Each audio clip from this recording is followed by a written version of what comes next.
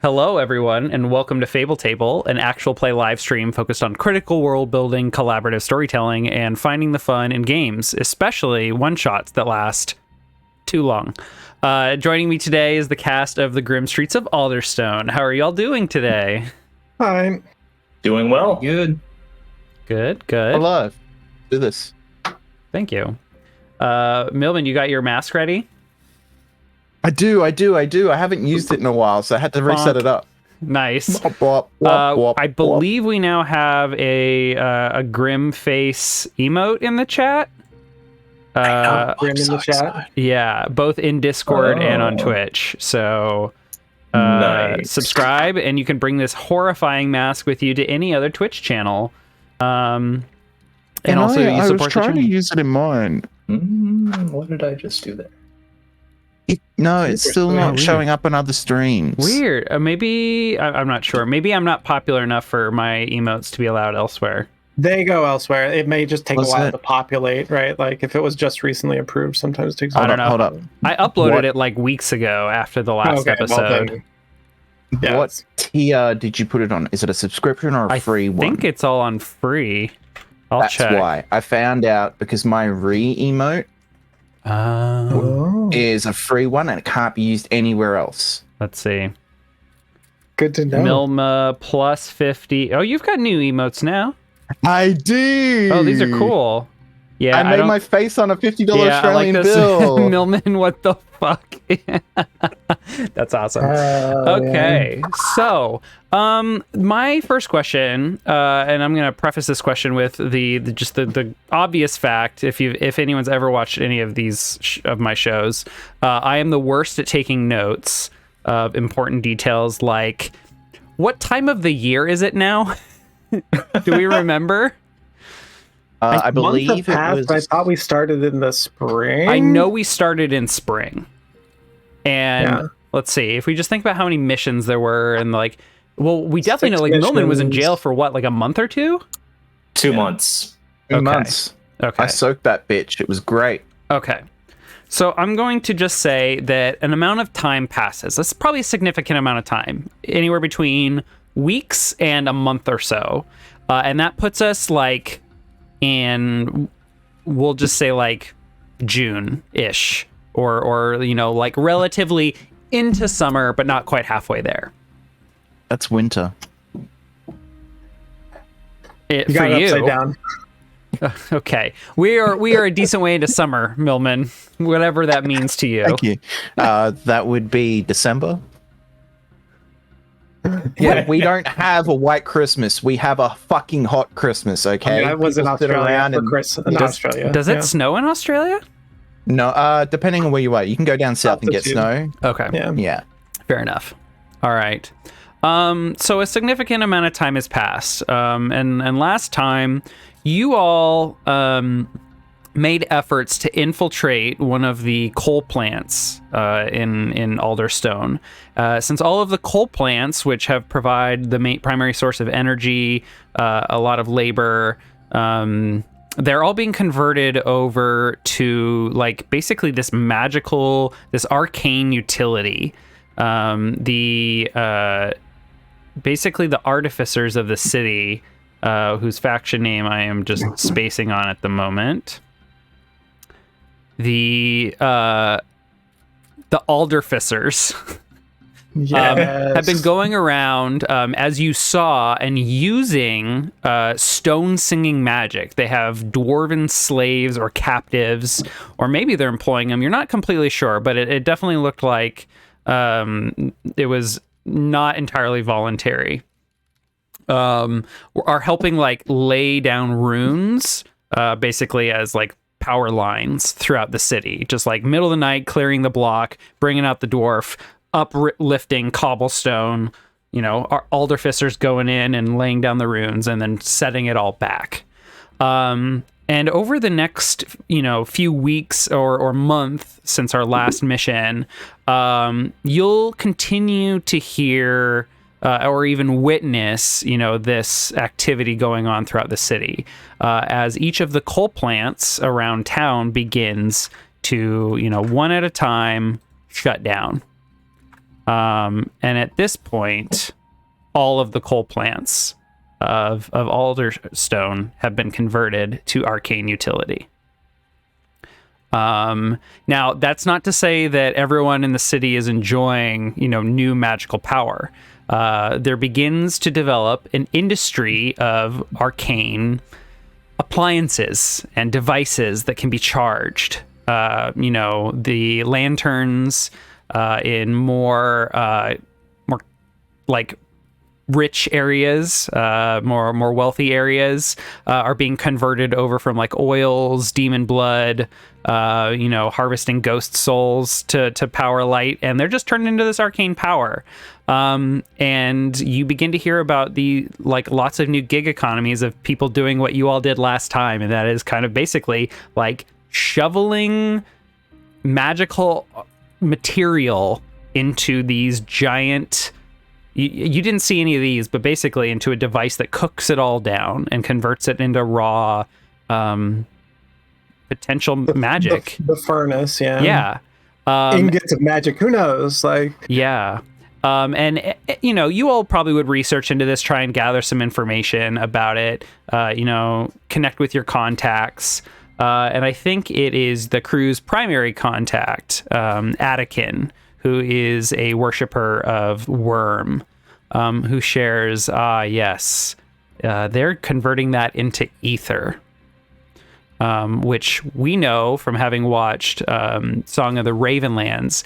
Ether, or basically pure potential energy, like the stuff that the world was made of before the gods made the world. Or like it's the stuff the universe is made of before they made the world. Like they were born in the ether.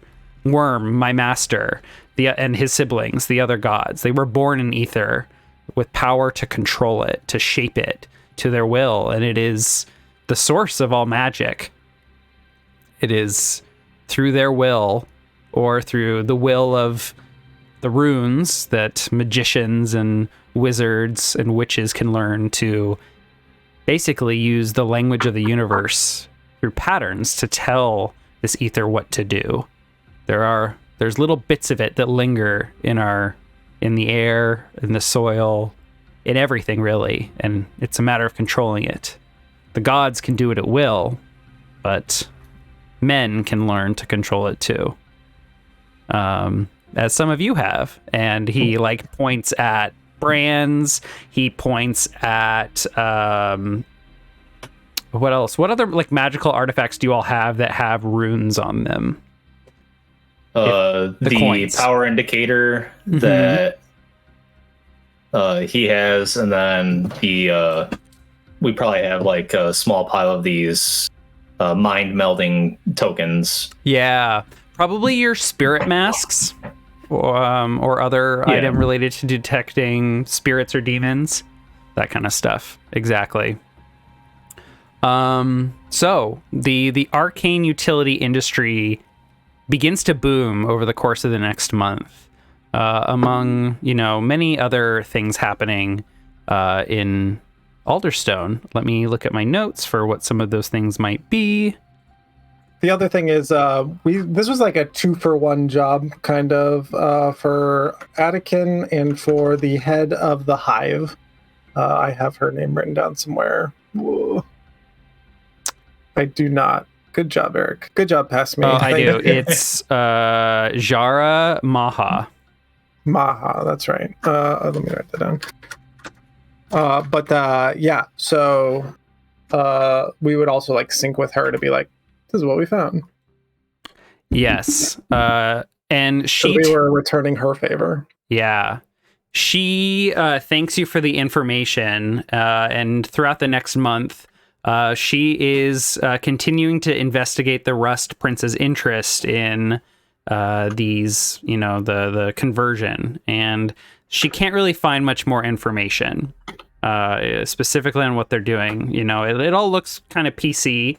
The Rust Prince is, just taking an interest in the new magical utility, at least at face value. That's what it looks like. Do any of you remember or recall much of what the Rust Prince said? I remember that everyone basically almost had to make a check or suffer stress to try and remember what he said because he tried to mind Right. wipe everyone in the I building. think all of us resisted that. Yes, I believe so. Except for I ran away, so I Yes. didn't see the check. Yes. Yeah, that's victory by default. So the two greatest words in the English language. hmm yeah. Any recollection? But, brain is failing me. Okay. If He was I- looking for something in particular, wasn't he? he was looking for something in particular. I think he found it, but he found it out in the other room.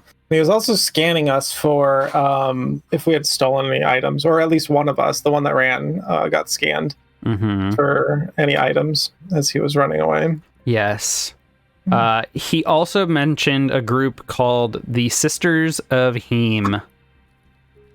Let me find them in my notes.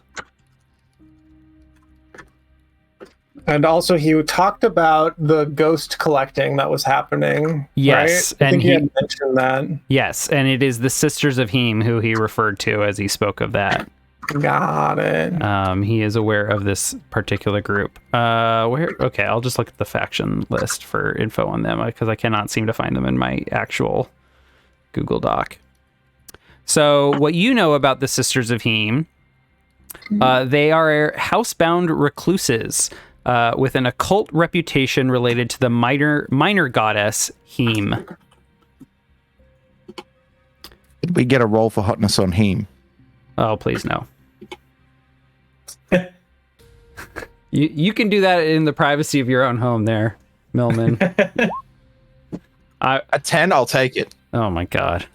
Oh, actually, it's meant to be 4d6 drop the lowest. Not for him. Not for him. Ah, what a shit god. That's just how Okay. it works. Minor gods don't get that. Okay, that makes sense. That makes sense. Well, that just means average for a god, right? Yeah, Yeah, god's the exactly. Yeah. Sorry, So, Nick. I'm gonna have to bone your goddess now. Continue. a couple of other things are happening around the city. Ghosts are continuing to be collected with some strange device. There is publicly, no one really knows what's going on. The government's not commenting on it, but in the seedy underbelly of the city, you're hearing word, and other people are starting to recognize that it is this group, the Sisters of Heme. Fortunately for them, no one seems to know where the Sisters of Heme live, and all information that is brought forward, either for people trying to find them, particularly the Rust brothers, it all comes too late, and they usually appear, a bright glow in the sky. And then it disappears quite quickly as ghosts are drawn in and taken for some sort of purpose. This is pretty minor since you all don't seem to be interested in it. But the horde of ant-like monsters that are digging up in various parts of the city expanded into Coleridge. One of the districts, but the Lost, which is a group of street toughs and ex-guards dedicated to protecting the downtrodden and the hopeless, have been trying to stir up a counteroffensive to the Horde. And they have driven them back out of Coleridge. So I'm going to go ahead and remove this little hole. I just also wanna- don't think we had a good connection to someone who was like, yeah, we're going to pay you for that, right? No. I was about to say, it's not that we didn't want to do it, it's we can only do one thing at a time. And we had to prioritize one task over another. We picked the coal plan as a group where we wanted to fuck with the worm people. We wanted to go hunt the big demon in the sewerage thing. And what was the other thing that we were contemplating working on? The ghosts, Us. like furthering the ghost stuff. Exactly. But we can only do one thing at a time. Fuck Yeah. this dynamic environment system. I'm so sorry. Well, the It's world, amazing. the We'll world just have keeps to moving. go back and load our save and go. Yeah, we gotta get all story paths. Go for all Yeah. outcomes. Yeah. I mean, yeah. Not only that, but like, what are we gonna do? Like, go like talk to them? We're gonna lie to these insects and tell them that we're stronger than we really are. I mean, we're not really fighters, You can't really. I don't know. That's how I for see it. yourself. Oh, I mean, they're cool, plenty but- of people. Okay, Yeah, we sure. don't have a lot of brawn around here except for the crew we took in. That's true. Okay. That's something we need to put on our list. Continue, please. The last major thing I'll add, and there's of course lots of other stuff that has happened, and I'm not going to go over all of it, but people, and particularly ghosts, continue to be concerned about the lack of action from the Ministry of Preservation, which is traditionally the department of the government and church that oversees like transportation, either like gondolas, demons.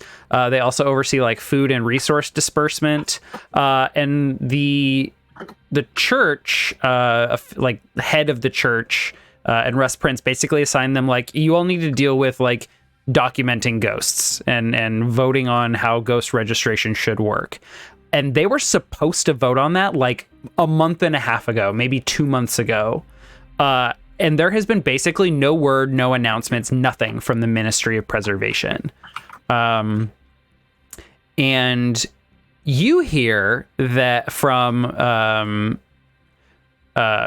Jara Maha, who at this point considers your debt paid, but has been keeping in touch with you about their findings and what's been like going on. And Jara of the Hive shares that the Russ Prince seems particularly interested in what is going on with the ghosts, with the Sisters of Heme, as you might have suspected, and also what's going on with the Ministry of Preservation. I would imagine she still finds this useful, and then our stories are weaving together. But when like they split, right? Because we're a much lower faction, right? Yeah. I mean, she's got a lot of people looking into this, and you all might be doing that as well. And there will definitely be opportunity during our downtime here for you all to make some rolls to gather information if you like. But what she knows is the Rust Prince is. She still doesn't quite understand what he's up to, and it's very weird because he like hasn't come down from Vond, his fortress at the top of the mountain to the south of the city, in a very long time, and suddenly there's all this activity, and he's working very closely with the Iron Guard and the city officials to try and figure out what's going on, and it can't be good for a lot of us. Basically, if you are willing to dig really deep, and you all can afford, to figure out some of this occult shit, which is not her specialization, she will pay you handsomely.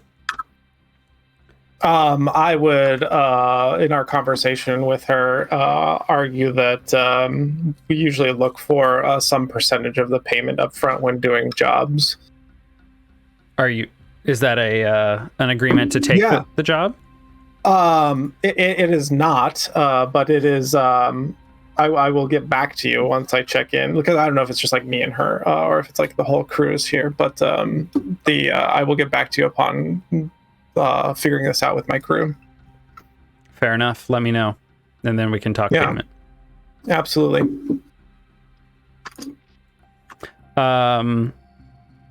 Okay. The very last thing I will add, in terms of events going around the city, the Demon Hunter Association has been hunting what the city has finally, the papers have finally called the Leviathan, a massive serpentine demon that has been navigating around the the channels and aquifers and all that around the city, eating gondolas, eating aqua-based demons, eating people, and disappearing suddenly. They've been hunting that for like over a month, over 2 months actually. It has disappeared. No. And the Demon Hunter Association is not taking credit for it. And I wanted to capture. Wonder what could have possibly happened. I wonder. I wanted to pull out the whip and be like, "Sit, Fluffy," and then take him to the other guy. Well, God damn it! Sorry, Lord the dice roll what they roll, and the world keeps moving. Now I definitely need to load my previous save. Well, God damn it. speaking of maybe wanting to go back and load a previous save, Jeremiah, I do actually have yet another event that is happening, but this is more relative to you. How often, like, how many times a week do you go to work? Every day, like a normal person. Mm-hmm. Okay. Was my job shut down? Did they finally get closed? Can you make me a I need you to make me a study check. Can do that for you. Fortune study roll, standard die. Just gotta say, your employer, you went to jail for 2 months and you just went right back to work. That's a top-notch employer. Right yeah. there. How did No how did you judgment. explain that to your employer?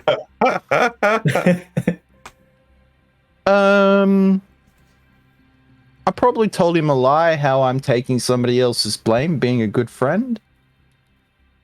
I understand.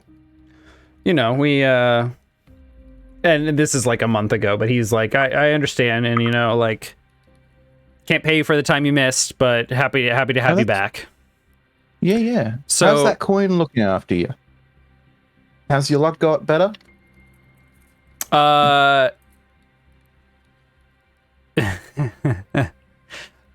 He shiftily, he like looks around, kind of scratches the back of his head. Yeah, things are good. Yeah, I think things are actually going a lot better than they have been all this time. And he like kind of dodges your question. But you know something's up. Oh, I already knew something was up. And the next For all day, he knows, I'm a good guy. I come to work every day. I'm here on time. I leave on time. I work overtime if he asks. I've never missed a shift unless I went to prison for somebody else's crime. yeah. Just jail, no big deal. Yeah. And Jeremiah, the next few days as you're going to work, things seem really tense, and your supervisor, your employer, is just very distant with you. And then about a week after this initial conversation, you arrive at work, and there's a sign on the door that says, effective immediately. Our business is now closed. If you need a brand or, you know, and there's like a reference to another demon binder. And you got no notice. So chummy with me, motherfucker. Yeah. That's rough, man. And Jeremiah. Jeremiah. American work systems, damn it. He had to give me 2 weeks notice. I get my long service leave, my annual leave pay, my sick leave pay paid out, motherfucker. Jeremiah, your demon detector is missing. Yikes. How did it go missing? It never leaves my person. I'm just going to interrogate the crew. I'm like, who touched my little clicky? Haven't seen it. Now I'm going to have to make a device to find my device. And I'm going to find it, and whoever's got it's getting a flogging. Don't make me brand you. And I'm just like holding up a brand and it's glowing. I'm like, don't make me brand you. Fuck. I wouldn't dare touch your arcane trinkets. It's not my deal. My matters are more. The coins. The magic is not in the device itself. It's not a device. There's no gears. There's no inner workings. It's just the result of the spell and the charms. That's more my deal. The gears and artificery and that kind of stuff that you do, it just does not have my interest. I would not have touched it. Why don't you just go buy a new one? I made it. Well, make another one. It took me months. Would there be someone who would want you to have that device? Oh yeah, we're definitely not allowed to have those. What did it do anyways? Tells me where demons are and how strong they are. Oh my god, don't tell me Sherlock stole it. I'm gonna have to kill an elf man. Take his ruby. Elf man, what do you mean? How would he have even done that? I don't know. He makes people forget things. Severian's Alright. just like, Elf Man? What? Don't worry about it. When You don't did you guys remember. talk to Skurlock? When we delivered him the tank. Yeah. Remember that large yeah, you were roly-poly 50 Shades. demon? Jeremiah was with. I thought you dragged me. Took care of me during that. I did. I dropped you off home. But I'm pretty And sure I then you went met and up hung out with with him. Skurlock afterwards. Would you guys like party all night or something? Oh, I myself wish. And Jeremiah went. And So- he literally ate the tank right in front of our face. The whole thing. Yep. That's why we have, and I point to the suits of armor on the wall. That's why we have this extra armor here. This was made from the tank. He also ate Yeah, 3 burritos. It was insane. 3 Chipotle burritos. Wow, what a legend! I don't know how he kept going because he went for the 4th. It was only a 3 burrito challenge. But in his fervor of eating, you can see his pointy ears of legend, of the unmistakable ears of an elf. So we have an elf in the city who's quite powerful. And if another demon is missing, another powerful demon, and he said he only needed one more, is my understanding, I would imagine Lord Skurlock is the one who ate that demon. But we'd have to ask him. I don't know if he would tell us. Wait, but sorry. Did he say explicitly he only needed one more? No, it was he one just or said he two wanted more. I forget. It was 1 or 2 more. I forget. I believe it was 2 more.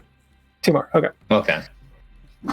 So I Yeah, you're would right. imagine that Skurlock did that, and then also with like the ghosts going missing and the rounding up of like, it seems That's like just magical more- devices are going missing. Like, so if your demon detector device is missing, did they scoop it up from you at some point in time? I don't know. No, because where I have made you it been? after I got out of prison, and then we went and did the job. Then we came home. I went to sleep. I had it on my bedstand because it doesn't leave my side. I even Well, kissed when- it goodnight, and now it's missing. Are you sure you had it when you left the that refinery or that whatever the hell they were doing with all that stuff when Yes. when that guy came and I had to leave? Yep. And Yeah. I also Did Yeah, they said, like thing pat you came up. down and check all your stuff?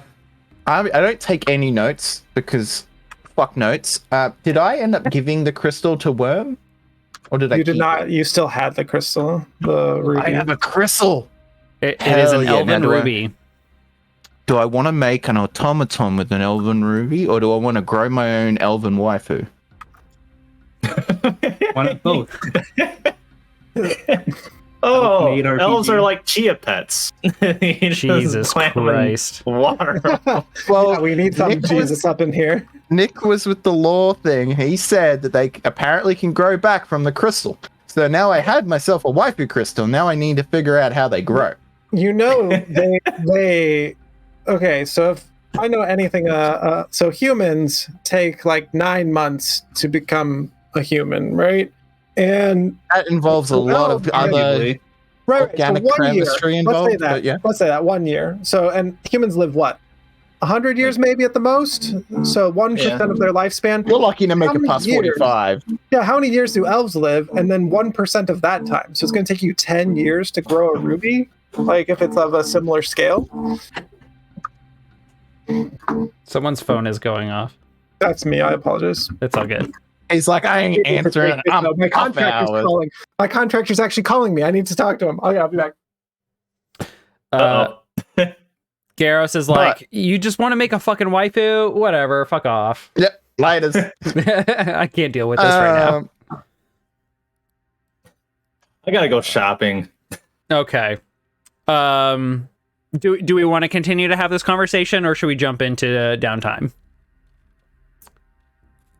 I need to know how the hell I'm going to track somebody who stole my thing. If they magically took it from me without me knowing, how the fuck am I going to find out where it is? So I mean, like, we could try to figure out. There's a few options we have. Ask the dockers if they saw anybody snooping around with our shit. I don't know. We could try to investigate. I feel like it was probably. I maybe it was like picked off of you, but probably not. Like it was probably stolen in the dead of night or something. It's Jeremiah, my job to steal things. Jeremiah, give me not to one be more stolen. study. This time, take +1. And I should have the rolls visible now.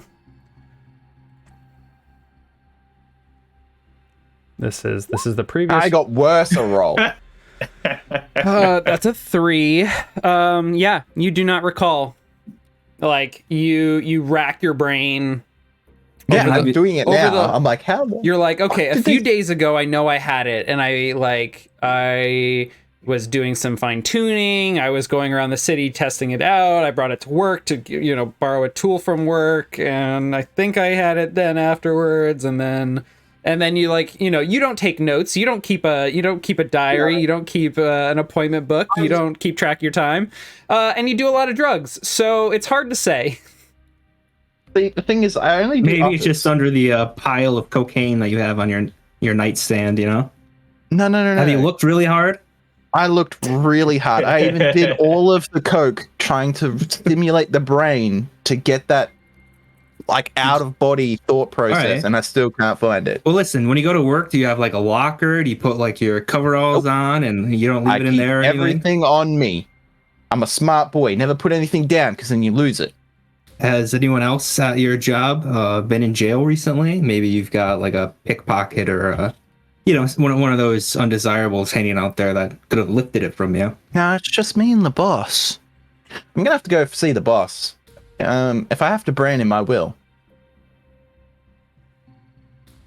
Okay, I think now might be a great time to move into downtime. Hell yeah. All right.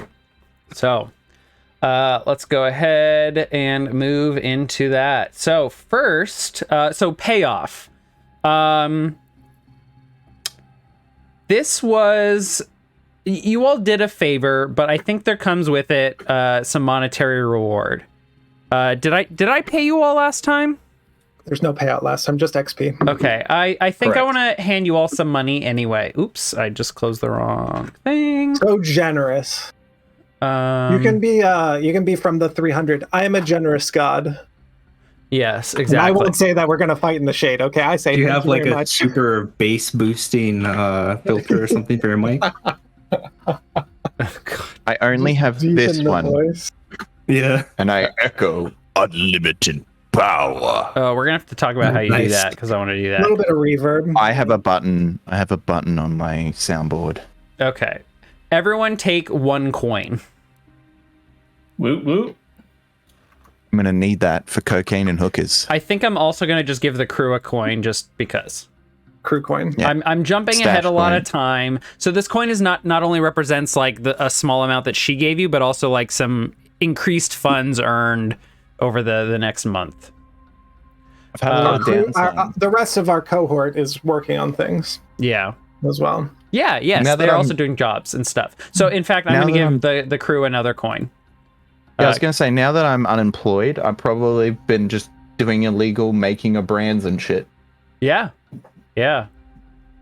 Okay. Most districts have crime bosses that expect smaller crews to pay a tithe from their scores. Ask the GM if there's a boss that you should be paying. I think we Nope. determined that it was the We have an agreement with the dockers. yeah, you're kind of like making you're doing tithing toward the dockers. Now, you Yeah. all are still only a tier 1 faction and they are a tier 3 faction. Did they go up? No. I don't No, think they've so. been 2 or 3. They've always been a nice to 3. us. They are many and they run the ships, so or the docks. They make a lot of money doing kind of black market dealings and under the table stuff. So as a result of that, subtract coin equal to your crew tier plus 1, which would be 2 when you pay a tithe to a boss or a larger organization. We can set a scene and play out a meeting with a client or patron. GM, definitely don't screw around with the players when it comes to payoff. Don't say that the client lied and there's no reward, or that the meeting for the payment is actually a trap or whatever, blah, blah, blah, blah, blah. Okay. So you all owe 2 coin. The crew has 2 coin that I just gave you. Do we just want to pay that up, or You I could feel try. like it might be worthwhile to pay them off because I don't. We kind of have a couple of allies, but we don't really have a whole lot. And the Dockers we could probably put to better use. So Thought the whole thing that we got when we started is that we don't pay them. It's just an agreement because we rolled well for the agreement that we had. No, Okay. I think we should decided. you do have +1 status with them, so they're oftentimes willing to look the other way or take a reduced amount because they like you guys. You're a bunch of fucking weirdos, and that's endearing to them for some reason. So how about I just subtract 1 coin? Yeah, I'll take I would it. go. I was like, oh, we could have a scene about it. I would go talk to them and be like, how can we scratch your back? We're scratching each other's backs here, keeping this part of the. And I would say how like us living over here keeps like the vagrants away from moving in.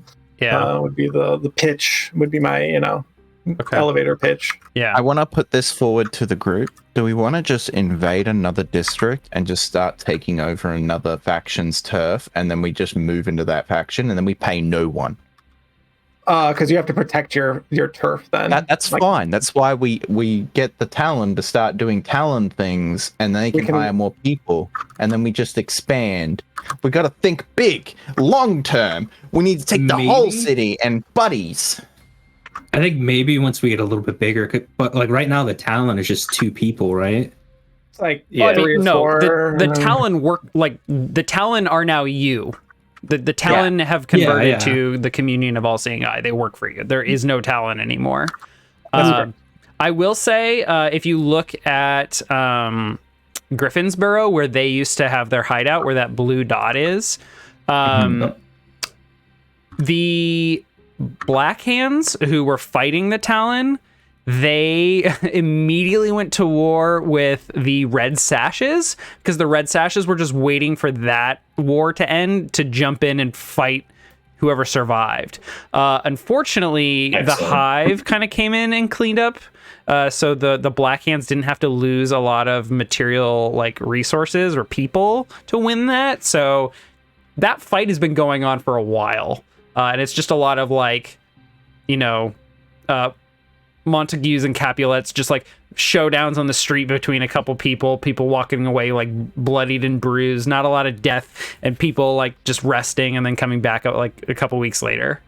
The Hive got the hideout, right? We turned the old hideout over to the Hive. Yes. Then but we bugged the joint.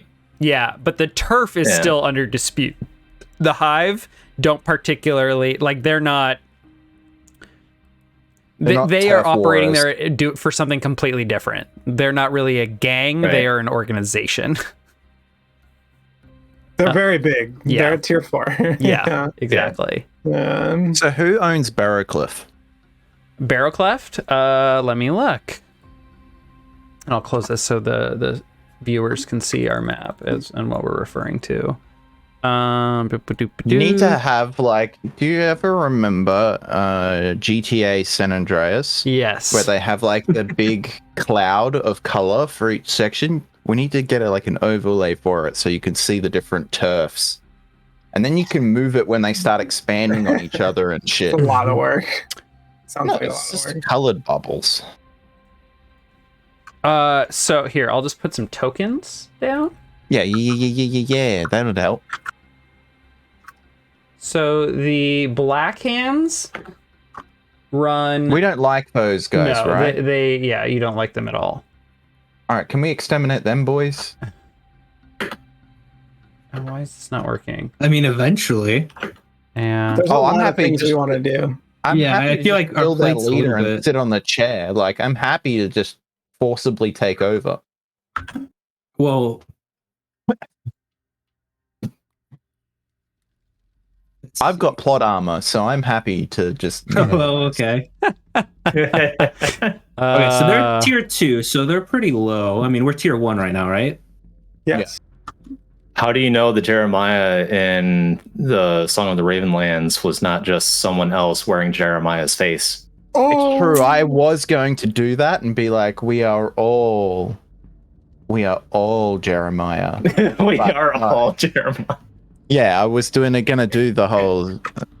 Yeah, the whole thing. But I've changed my mind on that one because it's not as fun. I need to become an old demon summoner with a bunch of demon children. Like that's the whole goal. The whole goal. Then find a king in the demon realm, and then merge my soul with his soul and become eternal. The soul hole goal. Yep. Okay. Phrasing. So the barrel cleft is explicitly split down the middle along this road. The north half of barrel cleft is run by the billhooks, which I believe are the like butcher gang with like cleavers and stuff. And the south end is run by the Black Hands. And the Black Hands are trying to encroach on Griffin's Barrow as well. What's our standing with the meat hooks? I think neutral. The bill hooks. The billhooks. Let's see. I don't think we've really interacted with them. Nope, the factions. Yeah, I don't think you'll have much of a... You do have a -1. I don't remember what for. I think Is it because we are? I think Harker might have been a bill hook. No, maybe not. Maybe. I think we aligned with the Dockers, and they were having a problem with the meat cleaver boys. That sounds about right. Yeah. -1 to billhooks as we didn't pay them on the start. They're one of the people you guys shafted. True. I'd do it again. I think you all got like your Yep, good fine weapons or something from them. Something like that. I don't know what you guys what the crew has. Oh, quality tools. You probably got from them. Well, because they're a bunch of tools. That's why we took them. Exactly. They are a bunch of tools. Okay. All right. So we've paid off. Let's keep moving through the rules of stuff. Heat. We probably already did heat, so I'm just gonna skip that one. Yeah, I'm pretty sure we did heat. Okay. Yeah, XP and heat. We did XP. We don't need to deal about prison claims. Okay, your scoundrels and crew didn't just spring into existence tonight. You have a complex history of blah, blah, blah. We need to roll our entanglement. An entanglement might be a rival crew looking to throw their weight around and demand some coin. An investigator of the city watch, like the Rust Brothers, making a case against your crew, but ready for a bribe. Or even the attention of a vengeful ghost. After payoff and heat are determined, I will generate an entanglement for the crew using the list below. So our current heat for the crew is... our current wanted level is 0. Y'all are keeping your heat way down. So I just did time for that. Right. Oh, Yeah, that's Not one right. session ago. Yeah. So we'll use the 0 to 3 heat table. Can someone roll me a d6? Oh, if it's 0, roll 2 dice and keep the lowest result. So can I have 2 people roll me a d6? Someone that's I'll not roll Millman, because he All already right, rolled. Eric's. Oh, the Erics are rolling? All right, that's a 1. We'll use a 1 because it's the lowest. Perfect. Love it. We didn't get double 1, so we didn't crit. It is Low is either good here, right? gang trouble or the usual suspects. Gang trouble. One of your gangs or other cohorts causes trouble due to their flaws. You can lose face. Classic. Yeah, we've done that one. So I think I'll take the usual suspects. The Rust Brothers grab someone in the periphery of your crew. One player volunteers a friend or vice purveyor as the person most likely to be taken. Make a fortune roll to find out if they resist questioning. One player volunteer. So someone needs to volunteer a friend, like one of the friends from your list, or someone who feeds your vice. All right. They stole one of the whores from my cocaine and whore thing, and they abducted her when she left. Boom. I think it needs to be the mistress, because I think the part of this is it needs to threaten your ability to satisfy your vice. That's exactly right. I ordered them. She turned up, and I never got my order. And I'm like, I'm out on my Uber app going, "Where's my meal? Like, I paid for this." Jesus. Okay. Can you make me a fortune roll to find out if they resist questioning, or pay off the Rust brothers with a coin? Fortune roll. Number of dice, please. Probably just a 1. 1 die. Okay. That's a 3.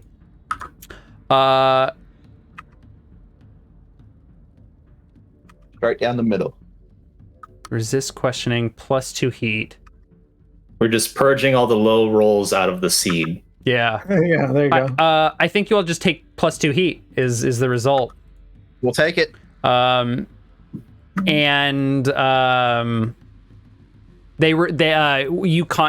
eventually get your lady, except it's a new lady, and according to the madam or whoever is the pimp, your usual companion is no longer available.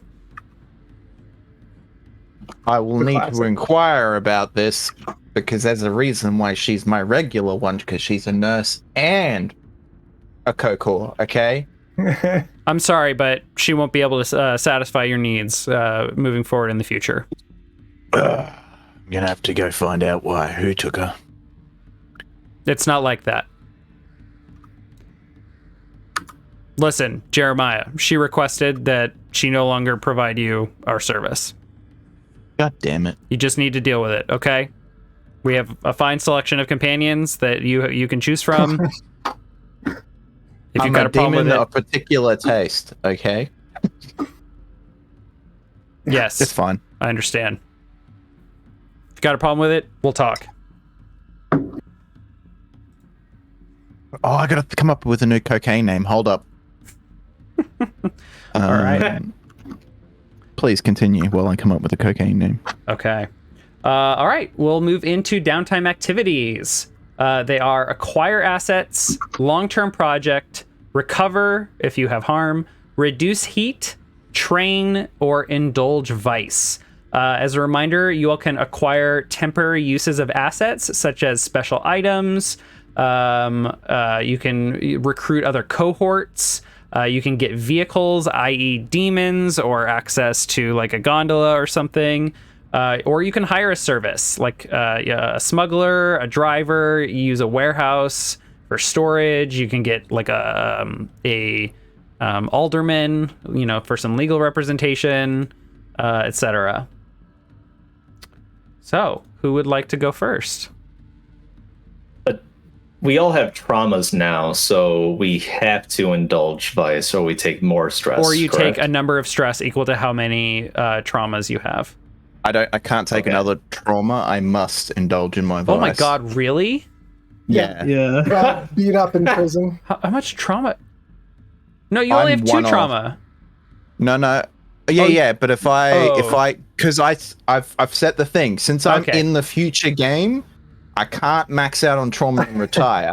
So if I get Sure to you can. 3, Retirement my is charac- just working my legit. character is done at 3, and then I put him away, get out the other skit, the mask gets passed off, he continues legacy. I'm doing the big boss thing, all right? Okay. Metal Gear Solid Big Boss. There was 2. One did all the glorious thing. The other one went and did Venom's the Push you in. Yep, I'm doing the What a Venom skit. horrible idea. I love it. Thank you. I thought it was Thank you. 4 trauma you retire. Yeah, Yeah, It is Yeah, 4. but I have you a can have future 3 and you'll role. be fine. Fine. I don't actually have proper plot armor, okay? I was None of just us are using it fine. as a meme. I was going to retire him at 3 so that he could be in the future and then just start I a new see. character. Look, just because your character's alive doesn't mean I can't do horrible things to him. True. Exactly. That's why let's get some cocaine, blow, and a doctor all in right. one go. Sounds like you are indulging vice then, Jeremiah. 100%. Okay. You fortunately coin. are very device on your skills. So you'll roll 2d6 and subtract the highest die from your stress. Okay, how do we roll this again? There's a button There for is it. a button. It is right above your Above, traumas. there we go. Yep. So do I dice value? It was it's bonus die. I don't get bonus die. No, All right. I don't believe so. Go ahead and clear 3 stress. That's not enough. No, it's not good. We do like spending.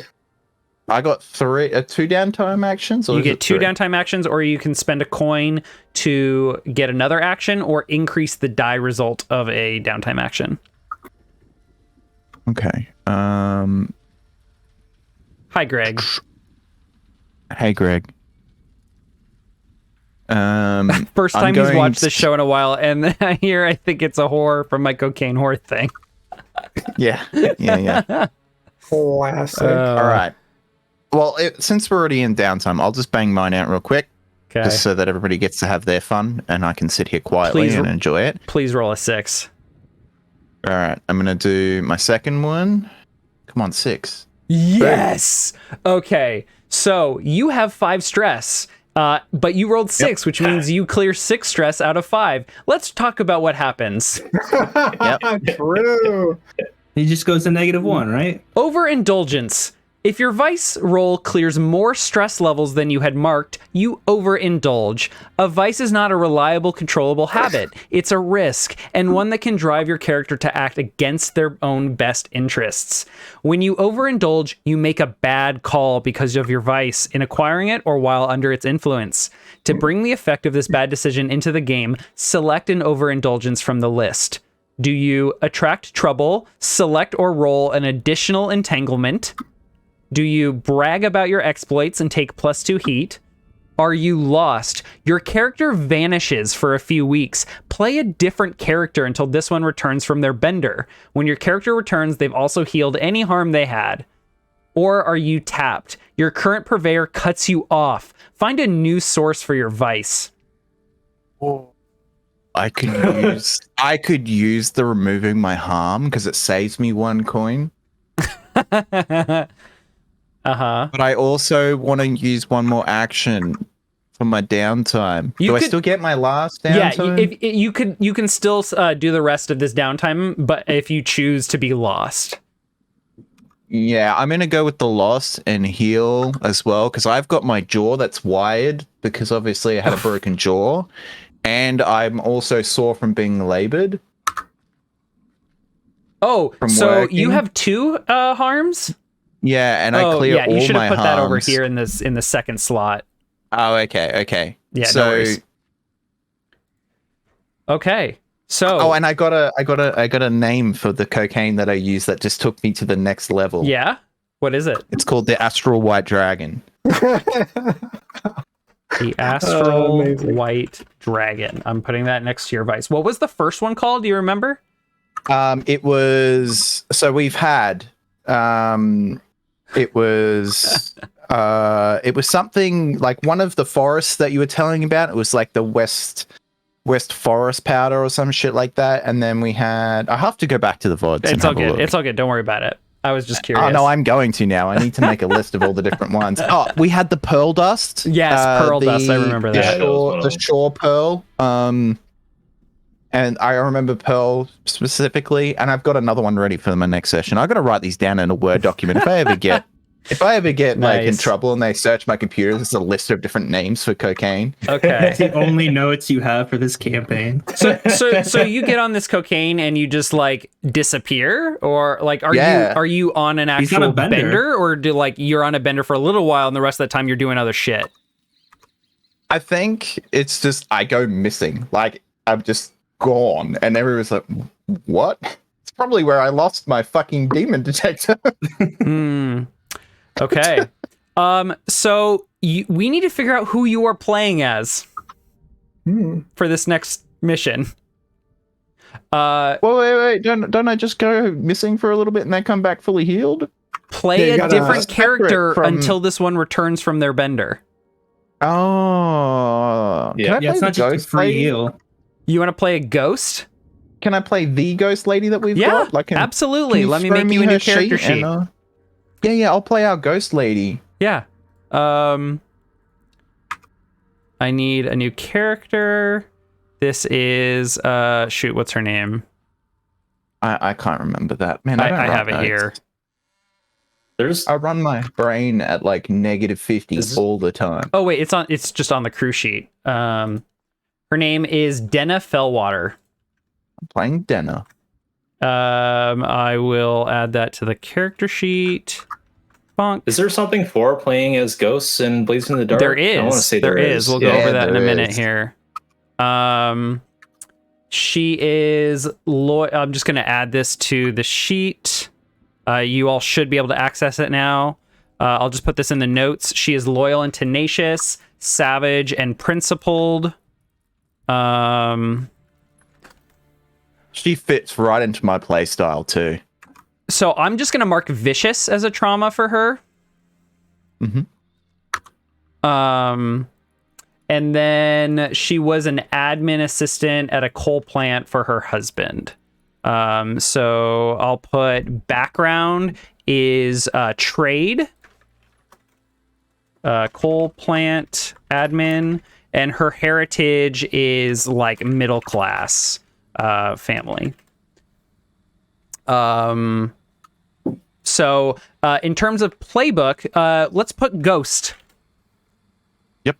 Because that is one of the default classes. Ghost form. Oh shoot! Let me pull this up really quick so the chat can see this, because this is insane. Denna Fellwater character. I got it. Bonk.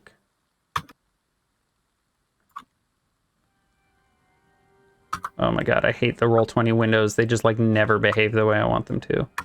True. Okay.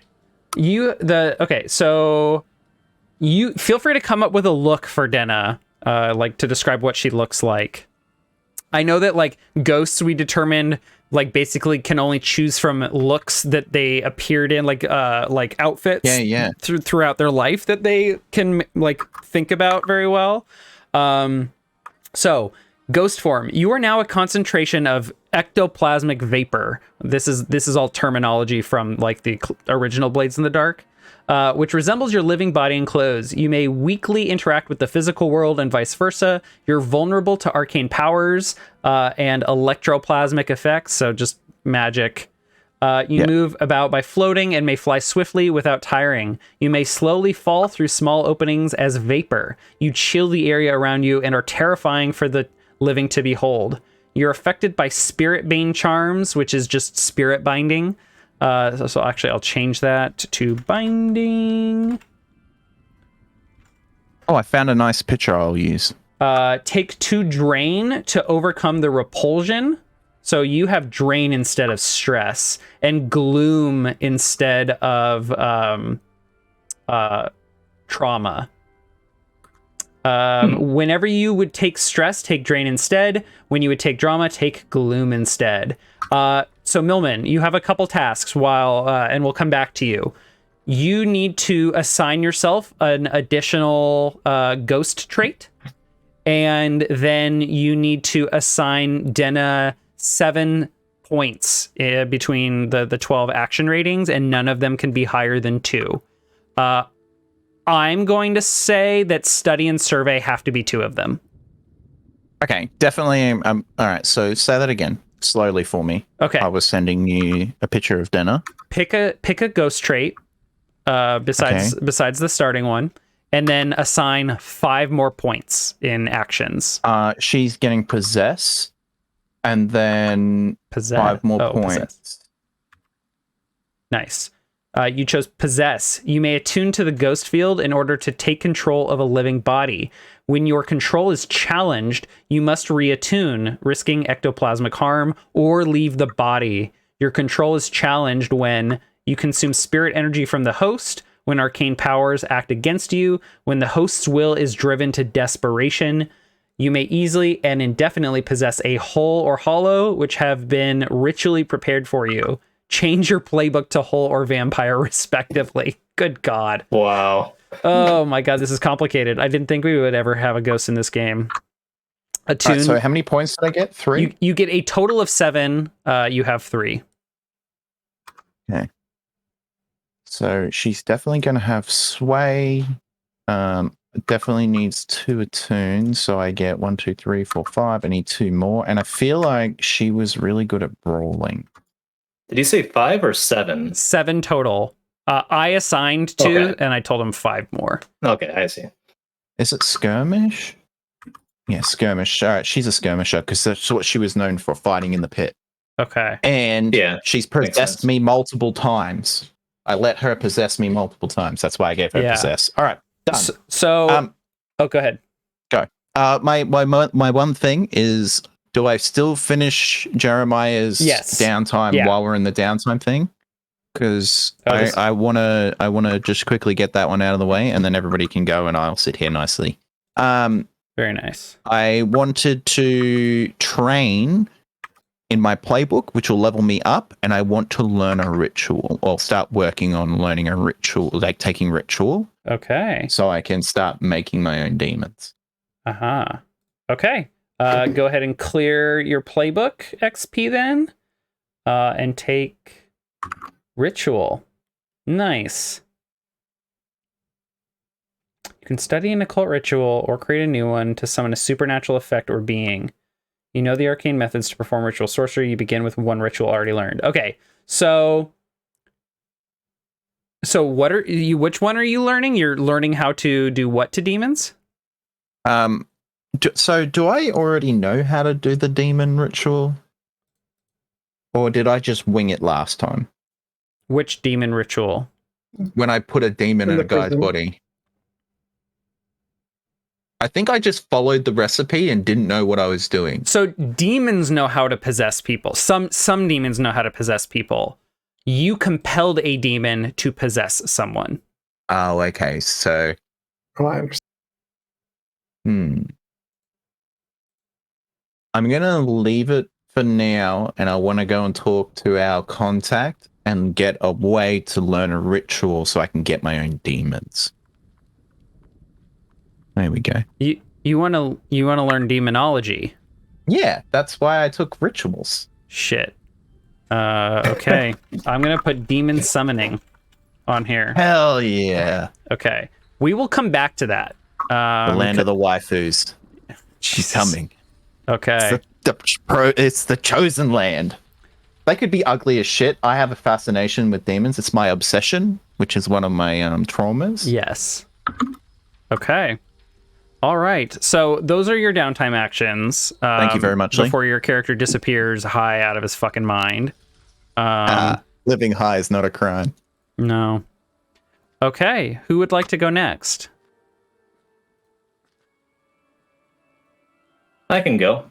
Excellent. What do you got for us, Quinn? So if I don't indulge vice, I take 1 stress because I have 1 trauma, correct? I believe so. Correct. Okay. That would put me at 5. So my choice is try to roll below a 4, or roll a 4 or lower, or go up to 5. Like those odds. What was that? I like those odds.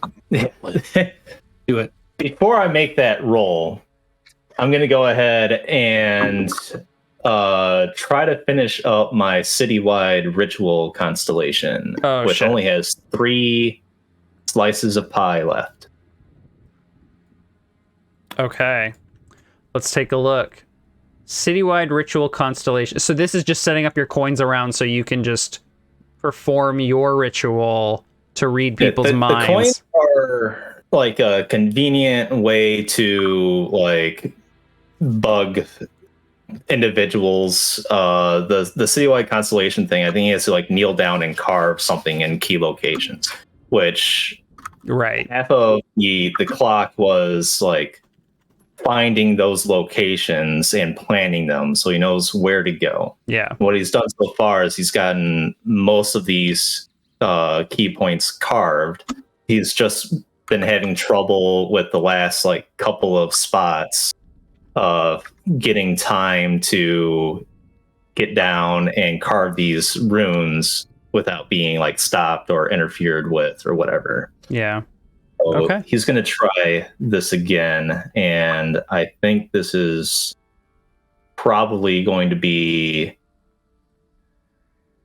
I could try to get Attune involved by creating distracting, like creating like a heavy, dense fog. Oh, right. I believe that requires you, because that's your Tempest. You would have to push yourself to Yeah. do that, but you would get a bonus die as a result. Right. Which would increase my stress, which would make that trauma roll a little bit less concerning. So I'll do it. Okay. Way to game the system. Yeah, that I didn't think about that until I was Also saying it out one. loud. Also one. Nice. Okay, so you've taken 2 stress. You're going to make an attune roll. You get +1 die. Normally, you can't push yourself on downtime actions, but because you're invoking one of your special abilities, I will allow it. Okay, and then this is just done as like a fortune, right? Yeah, you would just roll a tune, but as a fortune roll. Right. Fortune standard bonus dice 1. Here we go. That's a 6. Nice. So nice. that 5, 5, 5, 6. Yeah. So that a 6 adds 3 pie slices to your clock. You complete your ritual. You've been noticing that there are more and more Rust Brothers. Not only are they recruiting more Rust Brothers, green, folks who are, not going to be too much to handle. You can deal with them, but there's just a lot of them. But there's also a lot more people getting promoted to like captains. So the streets are awash with Rust Brothers. Especially as they're on patrol to try and find these Sisters of Heme who are capturing ghosts. But you use the fog, which may or may not be helping the Sisters of Heme and distracting city guards. But you also manage to sneak around their watchful eyes and finish your ritual prep. Amazing. Now I got to start. Travis needs to start working on the big bad evil guy speech when he flips the switch on this thing. Yeah, I need to figure out what happens when you flip the switch. And you bleed out of your nose and ears and eyes, and then you just collapse. And then new character time. I think the most horrifying outcome is you become a demon that is a part of Jeremiah's harem of waifus. Oh no! Please no! Oh, yeah, the That's what I call trauma. That's the ultimate trauma. Mark I'm all so trauma. Scared now. Okay. All right. So that was best anime ever. Yay. Whatever you say. All right. That was 1 downtime. And now indulge vice. To indulge vice, which that is. That's right above your vicious trauma. Here we go. Bonus dice? No. Yeah. And I was surprised that thing popped up. Nice. That's 4. A 4. All right. You're so down I go to down 2. 4, which puts me to 2. Perfect. Awesome. All right. Any additional downtime actions for you? I will spend a coin to train. Okay. And we have a thing for training in our crew sheet. If I train Insight, Prowess, or Resolve, I get You get 2 XP. Okay. So 2 ticks on the bar or whatever. Yep. I will go with Prowess. Perfect. Because I'm very close there. And they'll wrap me around to 1. Yep. And I'm going to increase my group vote, Prowl or Wreck. I am equally excited about both. Probably Do wreck because I don't have any points. It's the only reason. Okay. So Wreck. What does it look like for this book nerd who has been sneaking around using Prowl to get better at fighting or breaking things? Like what does that look like? Wreck is like the He's an engineer, right? Like you don't need brawn to do wreck. You just know where to put the C4 to blow up the wall or whatever. Yeah. And he is a brawler. He got into lots of fights and stuff like that when he was in his early training with the Rust Brothers for that short amount of time. Yeah. Before he bailed. You studying the maps of where to put your arcane sigils turned into learning about architecture, which turned into thinking about weak points in structural design. And then suddenly you are Robert Downey Jr.'s version of Sherlock Holmes, narrating where you're going to hit someone in slow motion. Oh, man. I haven't seen those scenes in a long time. I know exactly what you're talking about, and that's perfect. Oh wow. Okay. Nice. So you spent your coin. Perfect. Anything else? I think that's all I've got until we get to like the open play when we try to get information and stuff like that. Yeah. So Okay. that's me. I love how our two whisperers are going in completely different paths. I'm becoming more of a serial killer, and you're becoming more of a Sherlock Holmes. We're literally diverging perfectly in It's the opposite great. direction. Yeah, It's great. Okay. Garros, Severian. You want to go first? Sure. So the first thing I'm going to do is make my way to the Vale and indulge my vice. I've only got 4 stress, so there's a chance here, but Okay. Let me pull I believe up. in myself. Let me pull up that sheet real quick for the viewers.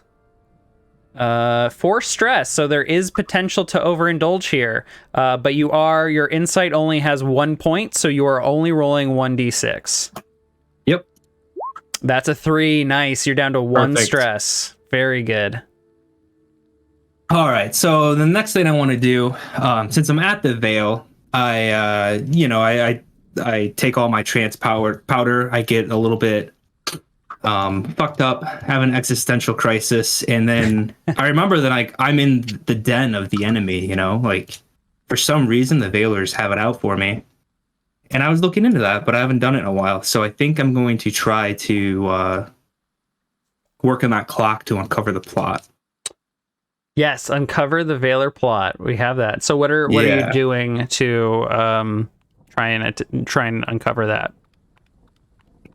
So last time I think I just kind of like sat around and watched people. Mm-hmm. This time I'm gonna choose like a couple of people that I just noticed last time, and then maybe just try to talk to them and I guess consort with them would probably be more accurate.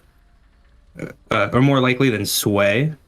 Just hang out and get like friendly with them and try to make them trust me a little bit and see if I can pick up on anything.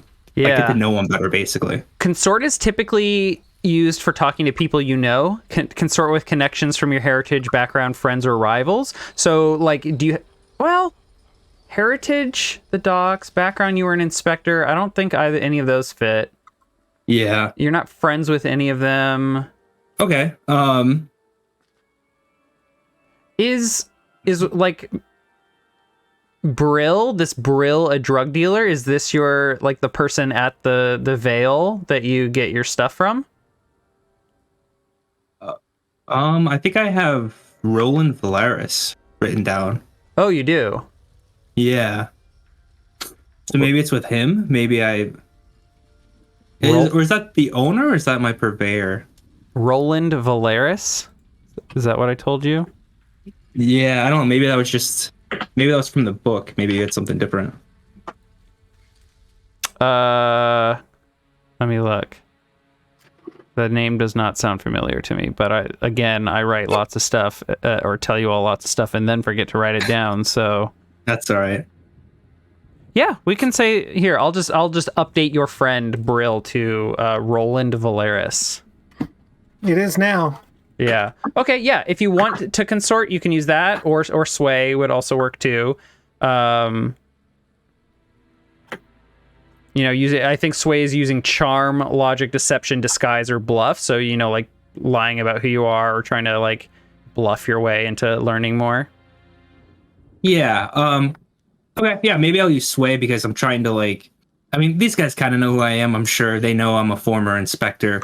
But maybe, they know I'm an inspector that went rogue or whatever. Right. So maybe you I'm come trying here to and do a lot talk. of drugs, and the church hates drugs. So Exactly. So maybe I'm trying to work my way up into harder shit, like more drugs or more, get into more underworld type stuff. So that's why I'm asking. I'm like, hey, I see you guys are doing all this stuff.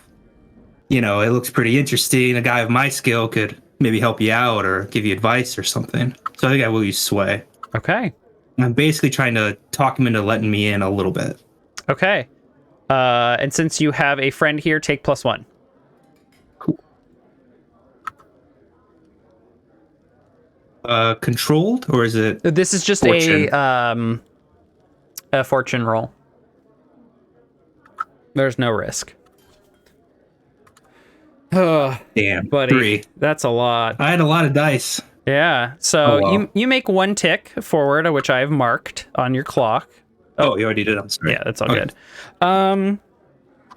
So let's go over what you've already kind of figured out. So they seem to be recruiting a lot of different other factions. You've noticed that people from the Harga Scavengers, who are convicts from the Ironhook prison, who basically roam the plains outside of the city, and ambush Rust Brothers and steal the shit that they bring back for the church. They seem to be preparing for the arrival of something, or specifically someone, but you don't quite get any information on who that is. You also get the sense that the Veilers here have acquired something of extreme value and importance, and like people around here are very excited. Who else is working for the Veilers? The Foghounds, which are canal smugglers. They're also working for the Veilers, and you've noticed them in the back, in the canals, oftentimes moving a lot of cargo in and out of the Vale, which seems to be a front for a lot of smuggling. You swear that you see, you hear as you're like coming to and fro, you'll hear like crates being loaded or moved onto their gondolas with like bottles. You hear the clinking of metal, like weapons and armor. Obviously they're bringing drugs in. How else would they have drugs for you every time? And then there is, body shaped bags. That's right. They're smuggling kids. No, like adult sized bodies. Oh, okay. They're just kidnapping like random people and sacrificing them, right? Something like that. What else? Who else is working? Well, I think even though I didn't get a whole lot of progress on this clock, I think these guys are a prime target to like steal some of their shit. Oh. And we've been kind of setting ourselves up to do like some artifact hunt type stuff. Okay. Hell yeah. So maybe we take some of their shit, we give it to our friends. What's his name? Attican? Yep. Yeah. So I think I'm starting to kind of form a plan a little bit. Yeah, absolutely. But, and then I'll use my 1 coin and I want to train in insight. Okay. You get 2 XP. Perfect. All right. And that's it. All right. That brings us to you, Garros. All right. I am incredibly concerned about, and I'm far too busy to indulge. Do I get downtime activities? You can do a stress reduction for free, no coins, but that does take one of your 2 downtime activities. Is that correct? Yes. Correct. Okay, cool. Not far too busy. Got to like click that stress up to 4. So, because I have 1 trauma. So, yeah.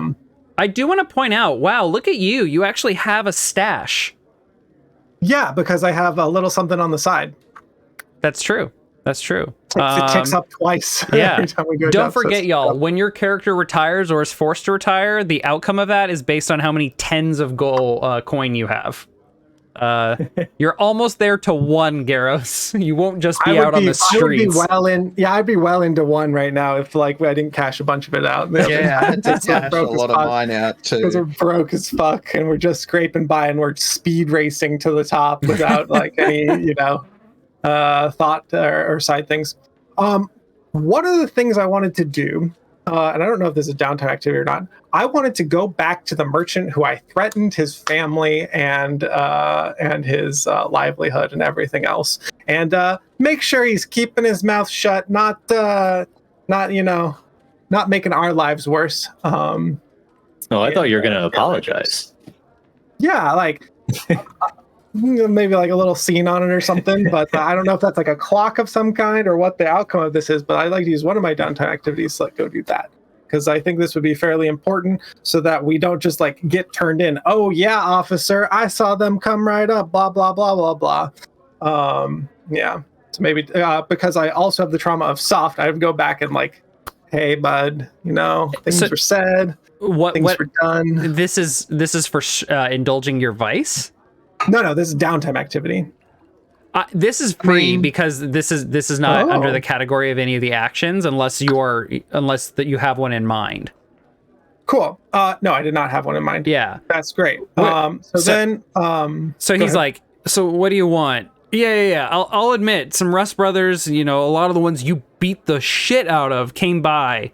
They had a lot of questions, and I answered them, but I gave them some details, but I didn't give you up. Okay. Look, That's great. Now, you can see that my crew is very well to do, and we are very good at what we do. So instead of turning our relationship sour, we should turn the other cheek, as it were, and learn to work together, as you seem to be very powerful yourself, in that you could afford the tank in the first place to take around and you also have this very nice place. So I think we could learn to work together. look, the cops are questioning me like every other week. I don't have a way of safely getting to my businesses, my meetings now, because you all stole the tank? It's no one, honey. It's just some marketer. Look, I don't want to team up with you all. Like, That's fine. whatever you're selling, no thank you. Sounds like you need some kind of protection or other things. If you do need our services, I tell him to talk to like one of my boys in the Garros News Network. He slams the door in your face. That's fine. And then, Fair. like, That's a as new you're 3 avenue. steps down the stoop, he's like, what the fuck is the Garros News Network? Yeah, exactly. No, he, like, Um, opens the door and asks you, what's that? The Oh. Garros News Network? My crew is always listening. We know so many things, and How do I go ahead. how do I know who is a Garros? Who's a Garros?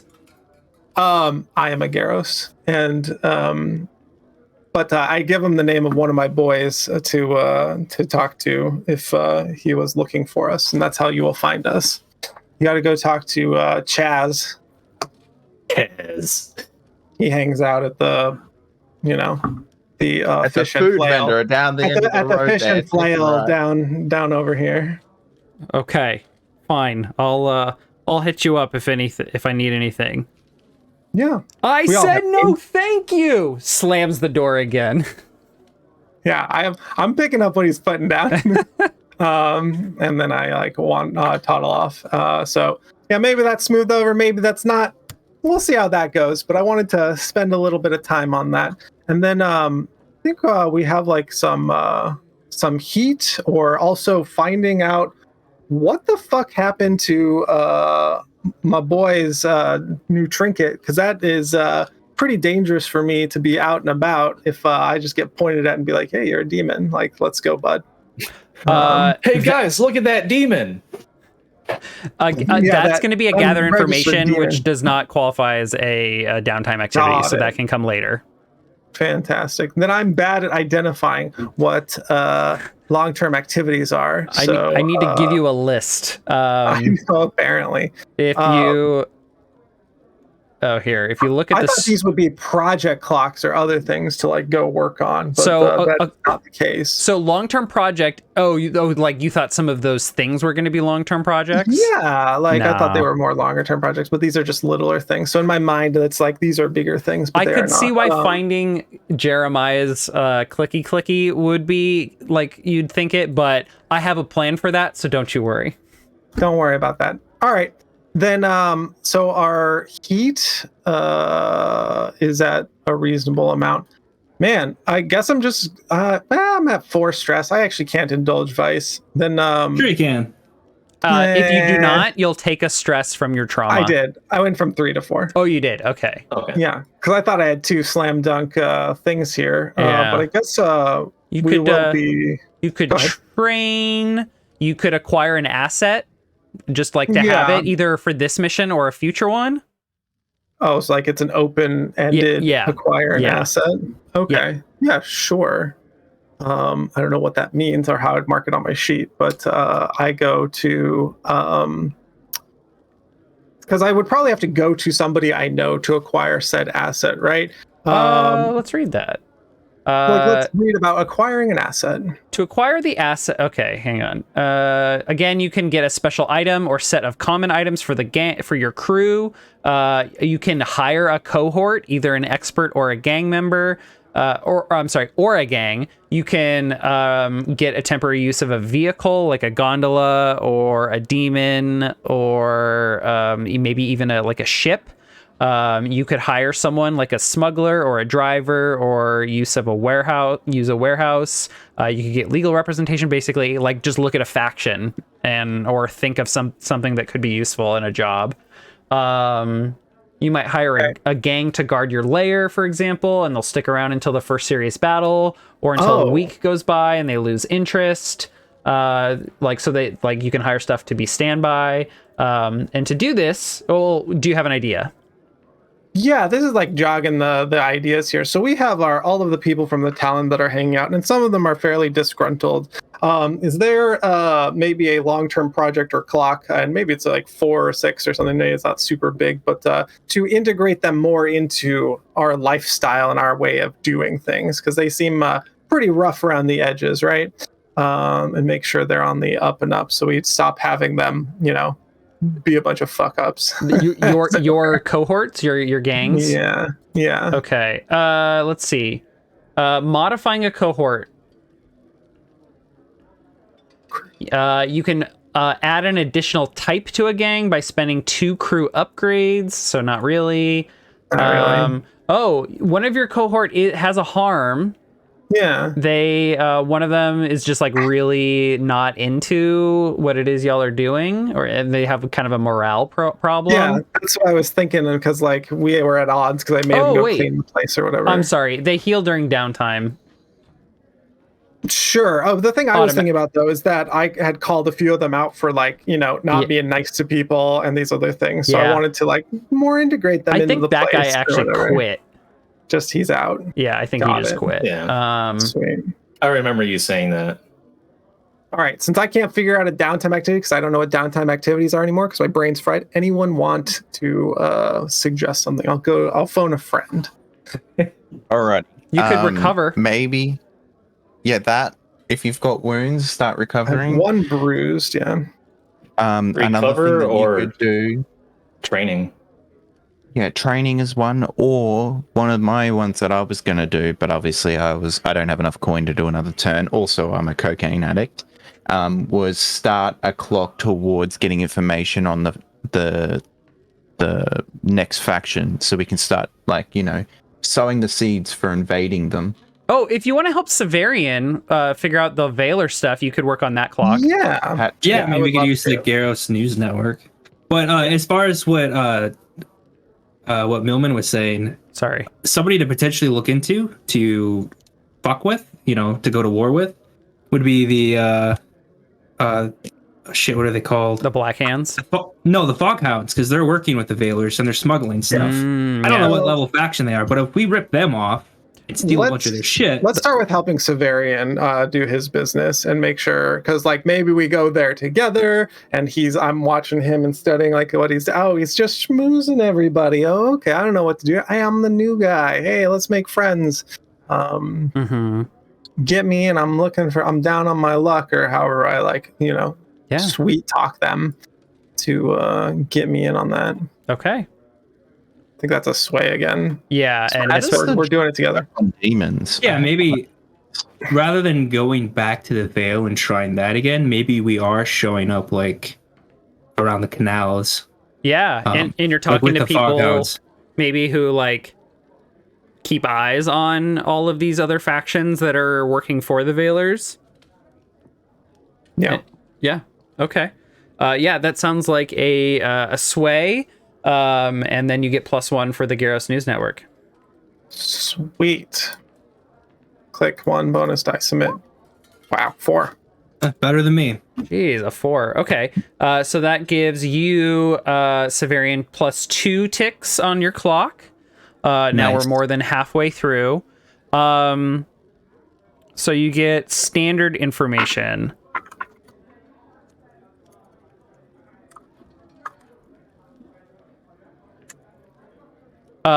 Okay. So word on the street is the Harga scavengers. They haven't really been going after the Rust brothers as much lately to steal stuff. They got some sort of big item off of a Rust brother like group that was coming back. They ambushed them and got something big and haven't gone out since. Something of huge value that was very important to the Veilers for some reason, and apparently important to the Rust brothers. Because one more time on the faction. What's that? The Harga scavengers. They're the ones the Harga. Yeah, they were like the bandits that were like ripping off the Rust brothers, right? Yep. The Rust, they banditized the Rust brothers. So they got a big payoff, a big score, and ever since they've been like preparing for. They've got some information on another thing that's arriving in a little while. Actually, let me double check how soon that's going to happen. Depends on how they roll. Yeah, soon. Could be in the next few days. It could be in a couple weeks. We're not really sure. But they are preparing for it. They say they're bringing some sort of kin. They've found someone from elsewhere, like or no, it's not the Rust brothers bringing it. It's someone else. A society of old scholars, the Circle of Flame, are bringing back a member of one of the other, societies out there in the Ravenlands. I heard it's either an orc or a dwarf. I'm not really sure, but they've made contact and they're bringing someone. And the scavengers are supposedly gonna, try and ambush them and steal, kidnap that poor orc or dwarf. Oh, interesting. Yeah, the dwarf population is not having all that good of a time. No. Recently. No. Yeah. And as for what their big score was, some say it was a lot of money, others say it was some sort of arcane weapon, but my most reliable source, it was some sort of big jewel. A big jewel. A giant magical jewel. I think I know someone who might be interested in this, and we'll see if they're willing to work with me on it. But thank you. Fair enough. They cool. Apparently they're trying to acquire a lot of arcane artifacts and arcane knowledge. Those Veilers. Yeah, there's a lot of that going around these days, it seems. There sure is. But we seem to be at the epicenter of where all of this is maybe going to blow up in our face at some point. I'm not sure. Yeah. But it's not good. Mm-hmm. Okay. Yeah. Thank you. Yeah. There's a lot of weapons getting moved into the city, too. A lot of weapons being brought over from the south. Supposedly where the Veilers are originally from. I haven't seen any, so I don't really have any information on why from there. There's weapons all over the Ravenlands, and they could just steal some from the Rust brothers or anyone else that makes them, but they're importing weapons specifically. Yeah, there has to be something to those weapons that's different, something that gives them their advantage. Yeah. Who are so you mentioned the Harga scavengers. Do you know who they're at war with or at odds with? Obviously the Rust brothers. Well, of course, but the Rust brothers will never be my friend. True. The enemy of my enemy or potential enemy, unless they would work with us to not to disrupt the Rust brothers. Interesting. You make a good point. Maybe I go to them to see if how they're interested in disrupting the Rust brothers. Yeah. Good point. Obviously, they're a bunch of former prisoners, so they're not really a fan of Ironhook Prison. I don't think anybody is, unless you're a Rust brother. I hear that the warden has some sort of massive demon, and sometimes he'll have his demon go try and hunt them down when he suspects that they're out banditizing. So that's a term. Yeah, when they're bandoliering around. Bandoliering, yes, they wear their bandoliers. Yeah. Yeah, I wonder where such a demon would sleep. The prison seems not big enough for the demon to rest in. Interesting. Good, interesting thoughts. There are many things at work here. Mm-hmm. It's very confusing. There's always so much happening. I always got to look at my notes. All right, cool. Then I will head out and head back to the crew. And, Okay. Man, boys, we got so much to talk about. I mean, that's another setup right there. We wait for that demon to go after these guys, and then we hit it and sell it to Skurlock. But Yeah. Okay. That's another two. I think we should wait until situation. Yeah, we should wait till Jeremiah's back for that one, though. Yeah. Okay. So we'll go ahead and move into free play. So any other like scenes you want to have, anyone you want to talk to, gather information, whatever. We're open. We're open for business. I do want to just bring up, because it was not gone over in our sort of recap. Quint currently has a coin that he planted on the Rust Prince's like right-hand man.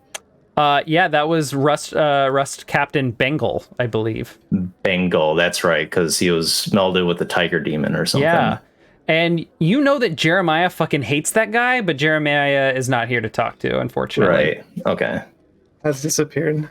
Anyone Where seen is that he? guy? Who knows? Well, next thing you know, I'm going to come back and I'm going to be pale as a ghost, and there's going to be just a fuck ton of dead people all around the city. And they're like brutally murdered. Jesus Christ. So I took the vicious trait. Oh, the savage? Is it vicious? One Vicious, of those. Yeah. Vicious. Yeah. Yeah, so it's like a horrible murder scene. Like, Oof. make Jack the Ripper look like a bitch. Okay, so you want to perform your ritual on him? No, I just wanted to bring it up because it could be like is the ritual would make it so we can basically like ask a question and get the answer from his mind. So you it's know just that like you're doing that? if it works, no. You also like we established that you can do this on a single person at a 0 stress cost. Right. Yeah, so it could, if there's something that we need to know, but we feel like he might know it, it's just something to kind of keep in the back of our minds. Yeah. If it comes up, if there's a need. He seems to be well connected, so I absolutely will come up. Yeah. Okay, so there's the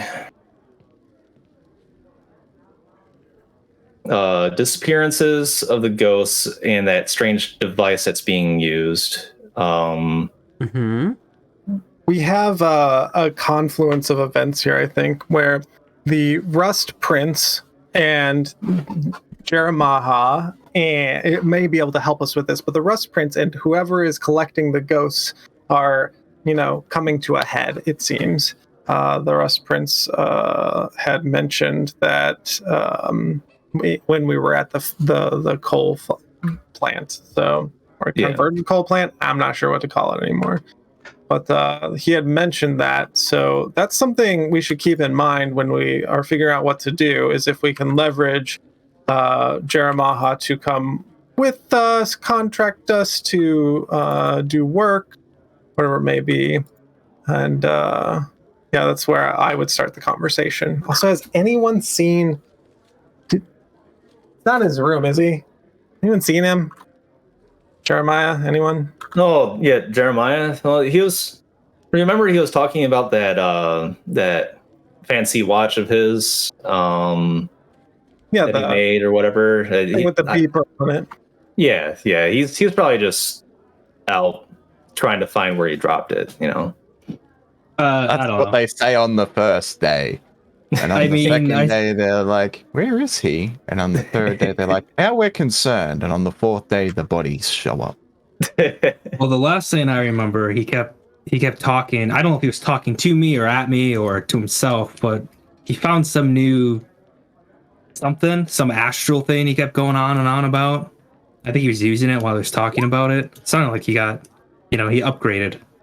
Oh, okay. So he replaced it, and maybe something went wrong with it.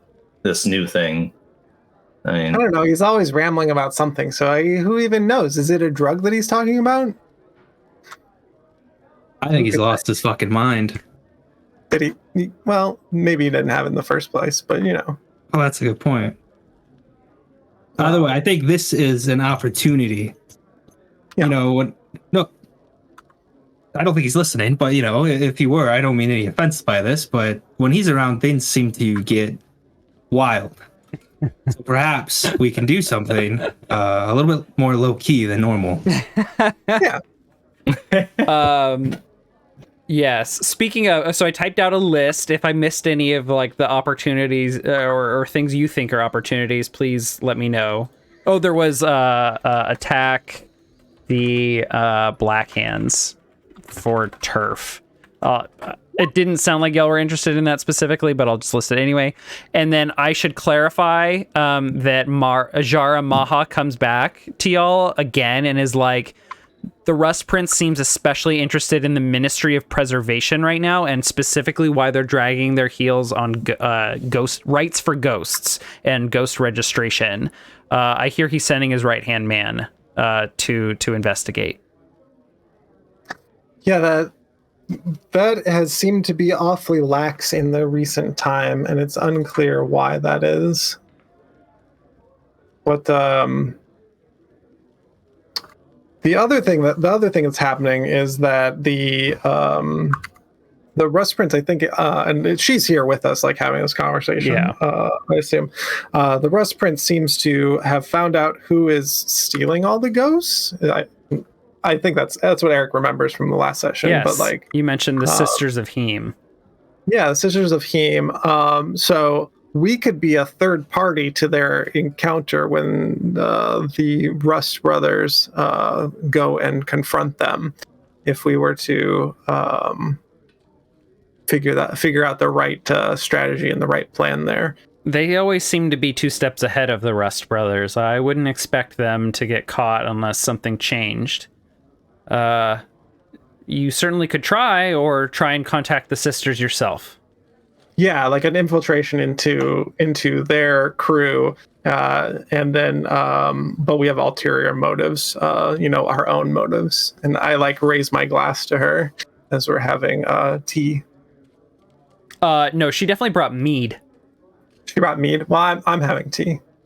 She gives you a bottle of honey that you can input in your tea. They are the hive after all.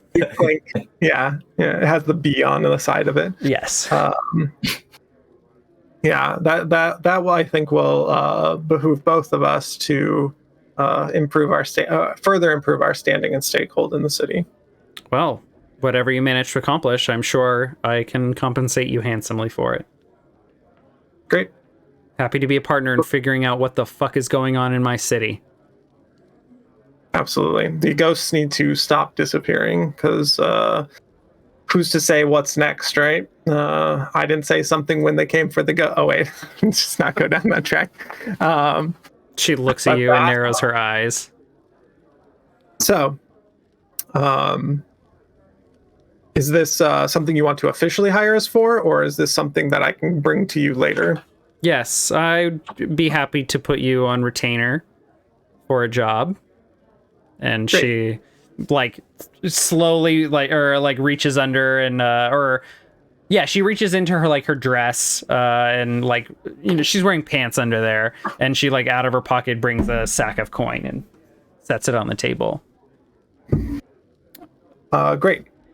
We will endeavor to find more information about this, whether we infiltrate the Heme faction or if we have other leads that come to fruition. Okay. And then payment per what is brought to you will be up to you. Very good. Everyone take 1 coin. excellent. Now, the question is, do you pay Jeremiah his coin or does someone pocket that?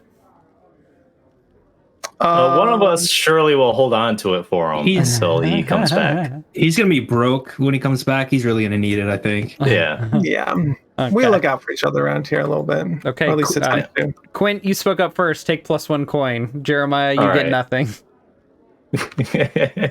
Until you talk to Quint about it. Yeah. I'll I make won't a lie, note. I checked out I'll make for a note most of of it. that. That's fine. Yeah, that's perfect. Where did I That's get perfect. a coin from? Nothing. You didn't. You didn't. You don't Okay, perfect.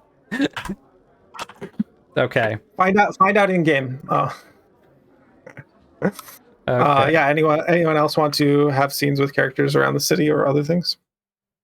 But I bring this information back to you all that we have a potential new lead on. So, I mean, I guess what's our goal with these Sisters of Heme? Like, we want to stop them from stealing ghosts, right? Because I mean, like Severian doesn't really care if the ghosts go missing or not, but obviously there's something going on here. Like them stealing ghosts isn't their end goal. There's something deeper than that. So is that what we're trying to figure out? Like, are we trying to figure out what their plot is? Yeah, my They must be problem getting is some sort of power from them. that's Yeah, my okay. problem. You got it, Quint. Absolutely. My problem is that what power are they accruing or amassing, and how will they use that is my biggest concern. And there's And our also- friend Worm. Well, we're trying to make friends with him anyway. That is very interested in what the Rust Prince is doing. And I think he said something about the ghosts was another thing that Attican. That was the item he was looking for. Are you talking about the Rust Prince, or are you talking about Worm? Worm, Attican, Yeah. Worm. Like in order to get into Worm's good graces, we got to do a couple of things, find information for him or whatever. Are we going to tell Attican about our encounter with the Rust Prince? Because isn't it sort of a big We deal already that we? did. That's no, we Saw didn't. him? I think we should though. Yeah, Okay. we actually saw him and remember seeing him and can describe him and stuff. You Yeah, Yeah. which is You probably did? why. Yeah, Oh my god. You're Yeah, we tell Attican, who yeah. among you are undead now? None of us. Holy that we're aware of. shit. But this is Yeah. probably why nobody has seen the Rust Prince in years, is he's mind wiping them every time he comes around. My appetite has not really been that strong lately. Is undead? Is that?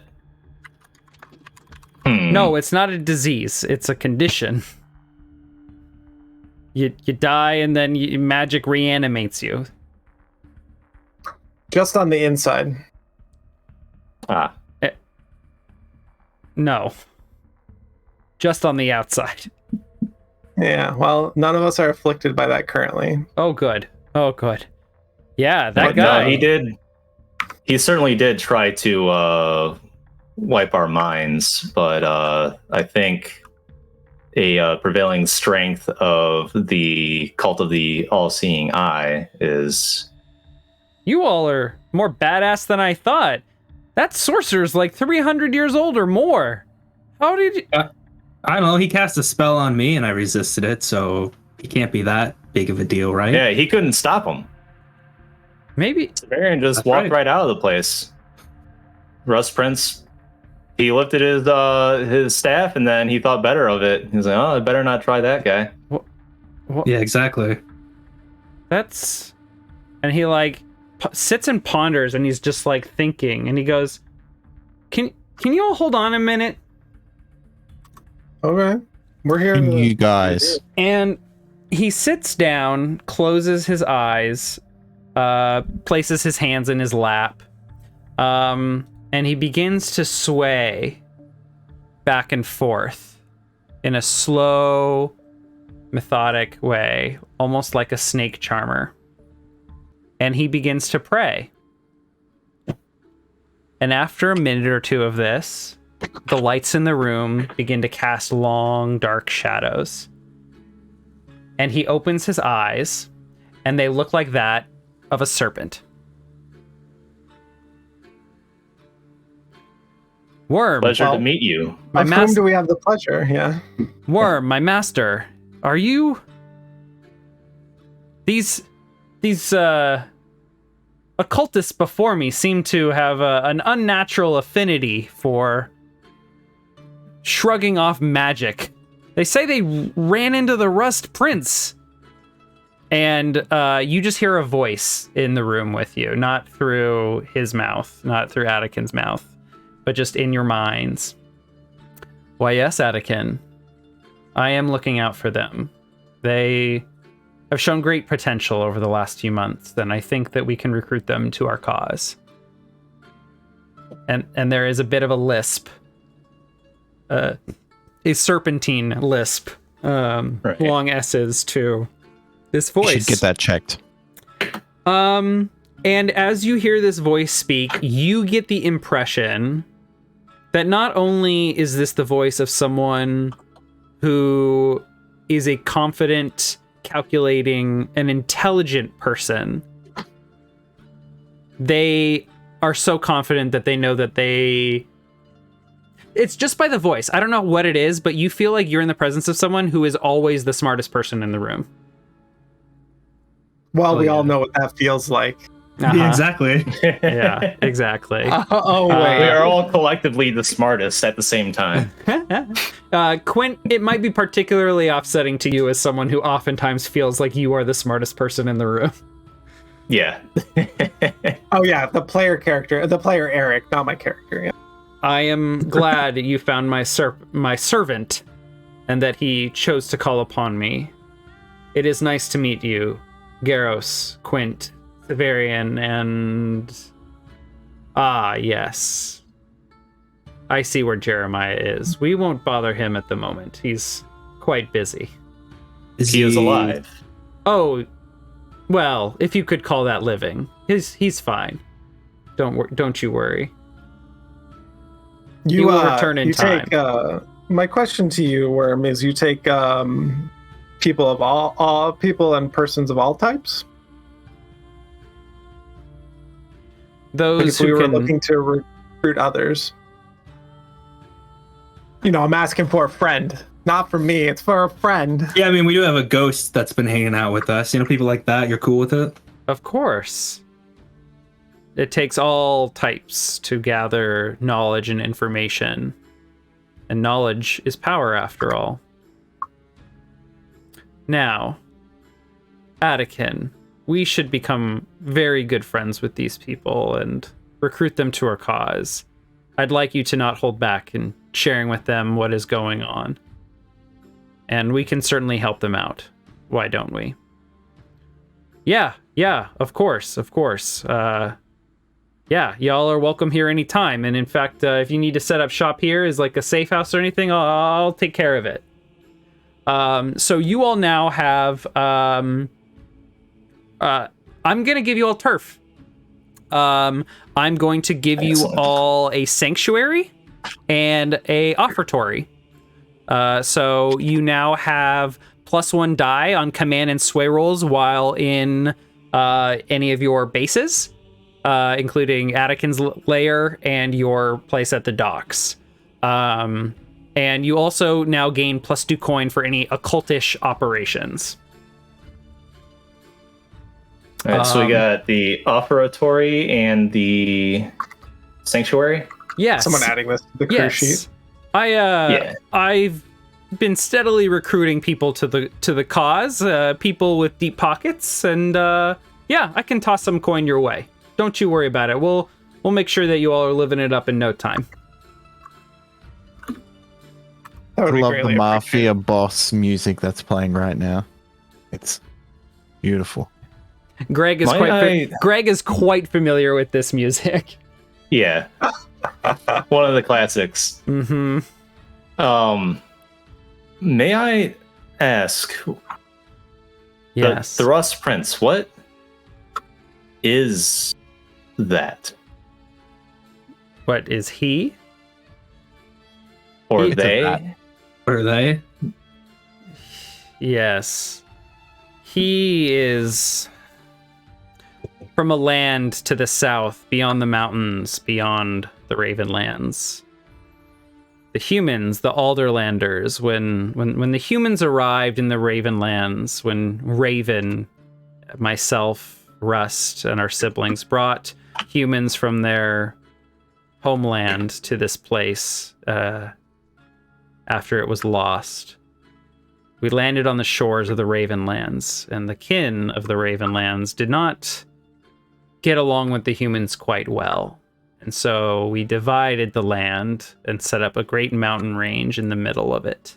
Humans, equal in number to all the other kin, were allowed to stay in the land to the south they called Alderland. And for a while, it had all the land they would need, all the food, all the resources, but humans can be humans after all. And they consumed, and eventually they ran out of space and they ran out of food. And their king, the king of Alderland, sent an exploratory force along with a contingent of sorcerers, and among them, the Rust Prince, though he was not known by that name at the time. And they came out here and set up a fort that would eventually grow, but they saw how bountiful the land was, and they decided to invade, and compelled their king to recruit all able bodies to go to war. Now, Rust, my dear sibling, had chosen this Rust Prince as his champion and gave him dark magics, necromancy, demonology, and more. And he This was responsible for the transformation? We will get there. And he in turn taught it to other followers of Rust. And so they came into power and went to war. And that is when we landed in the Alder Wars. And that fort had grown into a great fortress and settlement. And Anakin goes to the window and points out the window at the Grand Keep at the center of Alderstone. And over the years, the city grew, and here we are. But long before that, when humans left the Ravenlands, there were many who decided to aid the humans, to welcome them to their new home. Elves, dwarves, orcs, Selkie. There were some that went with them, and some who procreated. Now, few know this, but the Rust Prince is indeed a half-elf who lived a long life. And he lived it to the end, but with his dark magics that Rust had given him, he continued to sustain himself, fusing himself with his kin, sapping their life energies, forced to live attached to them. At first, his wife, and then his son, and now his daughter. Which of these was the spider? Ah, yes. Well, the Rust Prince always did like experimenting with his new magic, always staying ahead of everyone else who he had taught, always being the strongest. And so, up in Vond, day after day, month after month, year after year, he has experimented, and what he is now is a result of those experiments. He did that to himself? Yes. Willingly. Such is the cost of a long and terrible life. I mean, it seems a means to his end. Like, he is still alive and has all of his faculties, so... Well, I wouldn't quite say that, but I've known for a long time his true goal, and that is to find a way to shed himself of this terrible need to bind himself to powerful demons, to bind himself to his own blood and take their energy. He plots, and the means I do not know how, but he plans to rid himself of the need to take, to sap in order to sustain himself. He truly wishes to live forever through some magical means, but Rust does not possess that power, and no pattern that any mortal has ever made or immortal has achieved such a feat. It is Poor guy only us took the wrong gods who can live. class. I'm sorry? Poor guy took the wrong class. If he just went wizard or monk, he could live forever. While the wizards and monks can live a long time, it is also warlocks that can as well, but not forever. I believe it intends to somehow... Is he going to infuse himself with this new ether? Yes, Whatever perhaps. they're making. He will just make a, Iron Man suit of that or whatever and inhabit the suit. Yes, but it doesn't quite make sense, says Anakin. There's only a finite amount of material, and they're laying the groundwork to power the city with it, not him. It might sustain him for a while, but unless they find some sort of infinite supply, it's not going to sustain him. True, says Worm. This ether stuff comes from the Arcane, right? The ether is what lies beyond this world. And Anakin, still standing at the window, points at the sky that you all have only truly begun to know for the last month. Except for you, Garros, you've come from another world that also had stars, but not the same ones. Oh yeah, it looks very different. He points at the sky, and Worm in your mind says, yes, Vale, my sibling, created the sky to protect the world from the ether that lies beyond. The stars themselves are a pattern that forms the barrier. The Veilers are trying to bring it down, hence the red stars you can see in the sky. They are some sort of ritual they're performing to destroy it.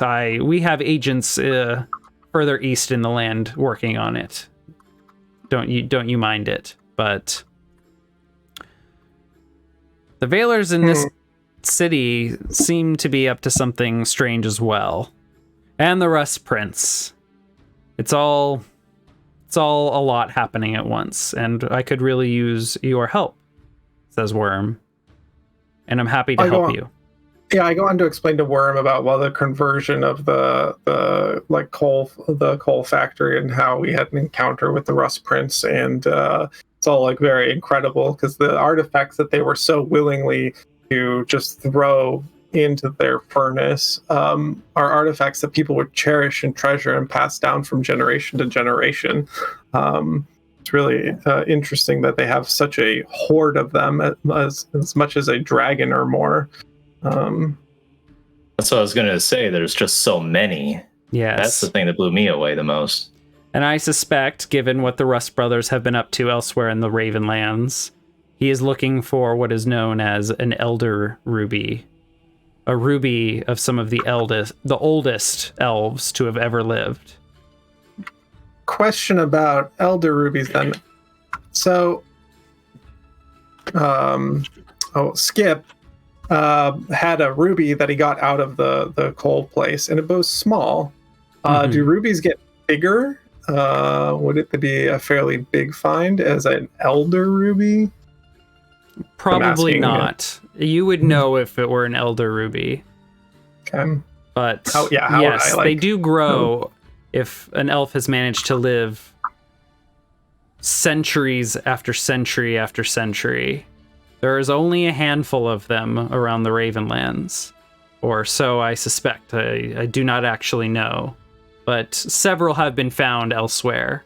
Again, speaking of others who work for me, we know of at least one. I suspect that another of my clerics' party has another. But never mind that. Quint looks over at Garros, and he's kind of giving that, like, do we tell him look? Tell him what? Gerlach? I look at you back and go, speak your mind. What do you think? Our new patron loves information. If you have information, please. Well, I just asked because you were hesitant the last time. Oh, is this about Lord Skurlock and how he is an elf? Yeah, is that one of the elves that you were just speaking of? Would he have a ruby Lord inside him? Skurlock. I know of no elf named this, says Worm. Nor do I, says Anakin. I go on to explain, well, one of the factions in the city is a singularly powerful person, and it turns out that person is an elf, and I go on to, like, explain the horrors of eating the tank. Hold on. The first time I'm hearing all this. And yeah, like, you're shocked, Severian, but Worm is like, hold on, what? Hold up. An elf ate a demon. Yes. Not the first time they have done this, and it's my understanding that Lord Skurlock has kept themselves alive or powered up, or this is happens on the regular. We thought he wanted a menagerie of demons, not to just have dinner on demons. You don't. Yeah, he spoke of hunger that needed to be sated every. You don't so long. think, says Anakin, and Worm quickly responds, I do. Well, he must have been one of the Rust Prince's experiments, then. He must be an elf that's fused with a demon, or something to that effect. Elves, how do I say this? Elves shouldn't consume demons. That's not, they don't usually do that. He went through some sort of grotesque transformation in the process. Long pointed fingers, sharp teeth. Like it was primal. It was very primal. Vicious. Gruesome. Rust. Worth noting, he spoke of only needing a couple more. And this Leviathan, the murmurings of that about it disappearing. Yes, says Worm. Rust. Coincidental. Rust, Don't think so. Once, when we were creating the worlds, spoke of creating an apex predator, a being that consumed the essence of others. He called it a vampire. Perhaps he coached the Rust Prince in how to make one. Well, I mean, that would be a Lord Skurlock, as it were. Sounds like it. You think they're working together then? Can imagine the Rust Prince would just allow one of his experiments to do whatever the hell it wanted. I mean, he's pretty powerful. Why isn't he using him? Skurlock also wields very similar mind memory magic as to what we saw with the Rust Prince. I think we're gonna have to take him down after all. It's an interesting mystery, but as I said, knowledge is power. Understanding Skurlock's objectives may be key to knowing whether he is friend or foe. I mean, the next time we talk to Lord Skurlock is he will read our minds, and that won't go over very well. Yes, I remember now. That was the concern. Perhaps it would be too convenient if I could find that in this book that he gave me. But perhaps I could look into this as my next project, come up with some sort of a resistance to minds being read. I can Something to shield us. Well, says Worm. It might be better to give a false memory than to give no memory at all. Could trick them that way. I can provide this to you. Do not worry about Skurlock's probing of your minds. I will bestow a spell on you through Attican that can accomplish this. You will be protected from Skurlock. And I wanted him to read Jeremiah's mind and just hear white noise. Just just static. It's the Hypnotoad sound. Yeah. The Hypnotoad. And Attican will perform a spell at some point during this meeting. And you are all warded from Lord Skurlock now. You do not have to deal with that mechanic. Oh yeah. Amazing. Yeah. He and I were basically on the same level. Mm-hmm. We're basically the same. Yeah. Except he's a vampire. Plus, I think it's +5 to dexterity and +5 to strength. Good luck, my friend. Good luck. He's eaten a tank and a leviathan. What have you eaten today? Nuts, fruit, Tea. My frosted mini wheats, honey, bitch. and tea. Yeah, I'm a big boy now. Exactly. Exactly. Okay. You all get it. We're the same. No, just kidding. Yeah, this is all incredibly interesting. Did we want to further our conversation with Worm, or did we want to discuss potential plans for raiding, or do that on our next episode? Because we're just doing a heavy RP session with lore building, which is amazing. Or should we find out after our first break, Nick? Yeah, why don't we take our break, because we're very much overdue for that. So thanks for that, and we'll figure out what we're doing next on the other side. We'll be right back. All right, welcome back, everyone. So I'm going to switch up our music really quickly, and you had a question for me. I did. Yes. So we're talking about, for those who obviously couldn't hear, because you guys were seeing an AFK screen, we're talking about the faction that is luring in the ghosts and turning them into delicious power rocks. And I asked if Denna would be feeling that draw, and if they were still trying to suck in ghosts to turn them into delicious power rock. Yes. So from what you, as one of you directly experienced, that was that you, Travis, or was that you? That was Quentin. Yeah. Yeah. So You talking about the antenna? yeah. So basically, like, you saw ghosts just kind of like hanging around, and then suddenly they got within like a proximity, and they just went like blank, and they just like mosquitoes were just like flew straight at antenna, and no one has seen this directly, but they just disappeared. Yeah, that sounds problematic for our ghost buddy here. Yeah. A little bit. Systematic or hydromatic? They might want to go, but might regret it. I mean, Can I stake out? So one of the things is we can catch them while they're leaving, or we can catch them while they're coming back to their particular like hideout or wherever they do things, because it should be known where their turf is. Yeah, I mean, these guys might not hang out with the giant ghost zapper. Like, they might not be around to defend you, because Yeah, the Sisters of Heme sounds like they have a portable device to do this, and they set it up covertly, and then they do it briefly and then move on, so they don't get caught. One of the things that they have to do is probably go back to their lair at some point in time to offload this. So if we can figure out, one, where their lair is, and two, when they're coming and going, we can catch them when they're coming back, and ambush them there. full, hopefully.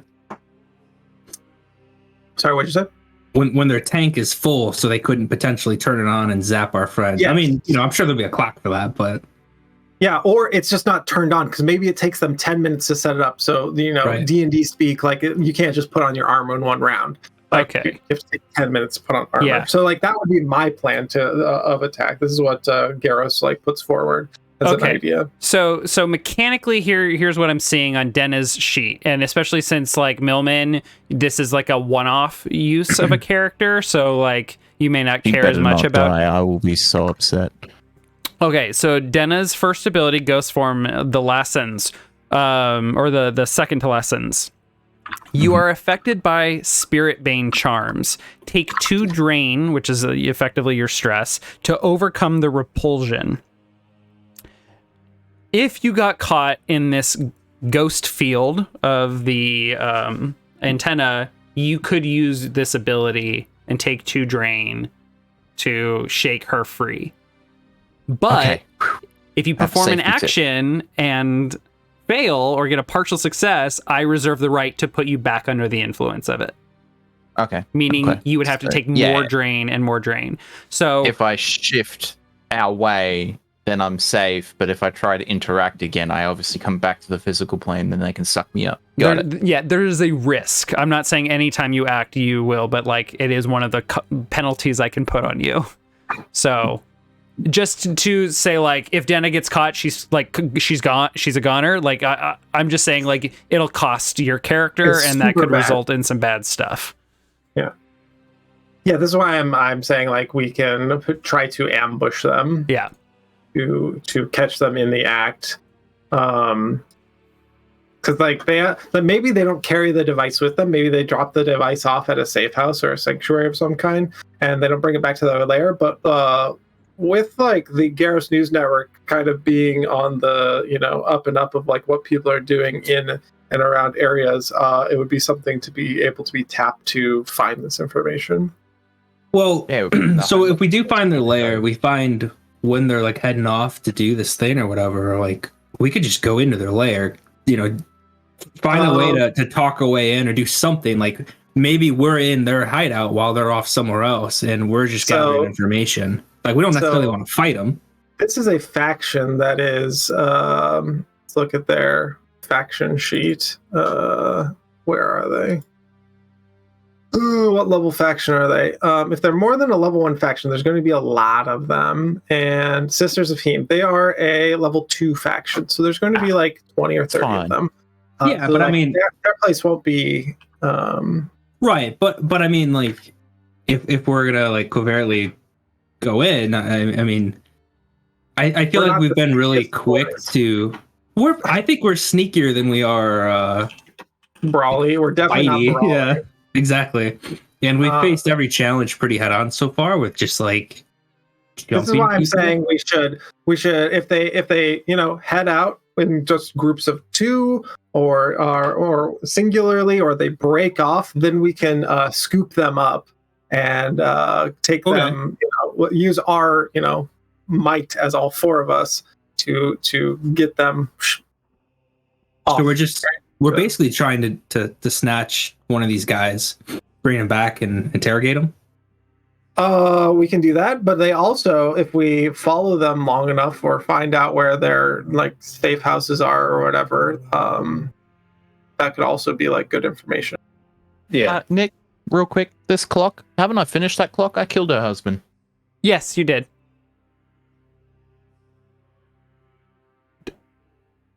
Yeah, we portrayed that in a scene. Oh, it's just still on the it's on the factions sheet. That's why I asked. Oh, sorry. Oh, it's gonna fill it. I must there we have go. added Done. it there instead on accident. Perfect. So mechanically, like tracking them or finding their lair or something would probably be like a gather information role, right? Yeah, you Yeah. could try and gather information to find out where they are. Absolutely. Or find out their routes that they take to like do things. Yeah. That's where I would like to go about this. Okay. Yeah. Yeah.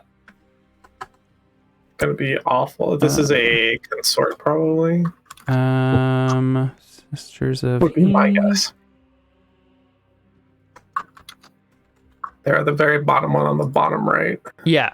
Sorry, I'm updating my notes because I noticed something that I needed to add to my notes for the Sisters of Heme. Okay. Sweet. So, housebound recluses with an occult reputation related to the minor goddess Heme. So what you know about that's what you know about them in general by reputation. In terms of their sightings, if for those of you who've seen the show Numbers, which is a great show, It's a good one. there is Quint will tell you there is no statistical pattern to where they are showing up. They are in the main city, they are outside the main city. Sometimes they're setting up in rich areas, poor areas, directly under the Rust Brothers' noses where there's no Rust Brothers, there's no relation near like coal plants. Quint tries to like talk to the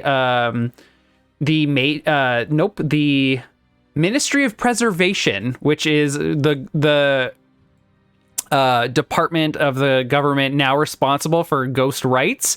He has a really weird time in the building. If you want to do a gather information roll on that, you can. But basically, you are trying to look up like ghost density population of like where are ghosts frequently, and there is nothing here. There is no significant information, and I'm just telling you that even without a roll. So you're not really sure where to expect them. Now, I don't mean to put this I don't mean to tell you how to solve the problem, but Denna, you're a ghost. You can fly. Yo. Yeah. And the city is no longer covered in smoke from coal plants. Right. Fly around up there, keep an eye out for antenna dealy bob. Yeah, when you feel like a strange pull that, like a moth to flame or something, give us a call and we'll chase him down, maybe? I don't know. Yeah, and if we're lucky, you can spot the antenna as it's being erected by somebody. Yes. Because it was a big thing on top of the building. Yeah. When I saw it. So, like, yes, you all will eat, like, when the antenna goes up, Denna will be able to tell you where it is. Like, I'm telling you that right now. And then we can do an engagement roll to figure out what happens after the identifying that. So this is an opportunity to gather other information on other situations or this situation. Are we focusing down on this one, boys? Bang it out. So as we speak. I'm up for it. I'm trying to think, what information might we want to know about these guys before we walk in here? We know about the ghost thing, but like them personally, like their capabilities or something. How do they protect themselves? Yeah, that's what I was going to say. What, if any, weapons do they use? So, like, if they are known for, being unarmed, great. See, what they've bought in the past. Go talk to some market dealers and blah, blah, blah, right? Go talk to the dockers and stuff and see if they've got a big import of fucking magic swords. Then we oh, no, maybe not. What about Garrus's tried and true method? Did we ever find out if they have any enemies? Oh, anybody that we could bring along with us? Good question. Let me see if that kind of information is available. I don't think so, because this is a homebrewed. The game provides you reputation between all the factions, but I homebrewed so many of them. Yeah. The busy city, okay? Okay, let me think about that then. I mean, basically the Rust Brothers. Yeah. While you let that brew, one of the other things I would like to do is send a cipher with a message to Lord Skurlock, and because he likes the occult and he has other things of this nature. Sure, he's looking for demons, but I was going to say we are on our way to track down the disappearing ghosts and ask if he had any stake in it or was interested in any of the findings. Scrawl out a thing for a cipher, send it out on the cipher. You'll get one back quite quickly later that day, within a matter of hours. And the cipher is it's the same one that you hired, and he's like, finding that house was incredibly difficult. That was very strange. I'm sorry it took me so long. I got an immediate reply. Came straight here. But yeah, took me a few hours to locate that house. I'm sorry. Something must have come over me. Maybe that the thing with the ghosts capturing that's going on. Your message sounded like you're talking about that. So I don't have a personal interest, but I'm really curious what you have to say here. Unfortunately, and then he goes into like another voice. I have no interest in ghosts. Best of luck, Lord Skurlock. Yep, I figured that'd be the case. Okay, well, what about this? I mean, Understandable. we we go after these guys, but at the same time, like as soon as we find out, we tip off the Rust brothers. Like they'll show up shortly after us if shit goes foul. We should tip off the Hive first, as they would pay us for it. The Rust brothers won't pay us for this. Sure. I guess I just mean like in case stuff goes wrong. Would the Hive back us up? I mean, we want to tell them whatever we find, but like my idea is like maybe we tip off the Rust brothers. That causes a commotion. We snag somebody and get the hell out of there. I'll just say, the ciphers are very interested in ghosts living and being preserved. If you need me to deliver any messages, I've got you today, free of charge. My name's Tommy. Let me know what you need. I'm gonna add Somebody write down Tommy. We're making it friendly. Yeah. Tommy, since you are interested in, your own well-being and the ghosts of others probably, Don't be like that. He just says, yeah. One of the messages that you could send back to your crew, the ciphers, from us, is that the all-seeing eye is interested in stopping it is interested in stopping this from happening, and we understand that they have a device that is sucking in ghosts and most likely killing them, would be my guess, but.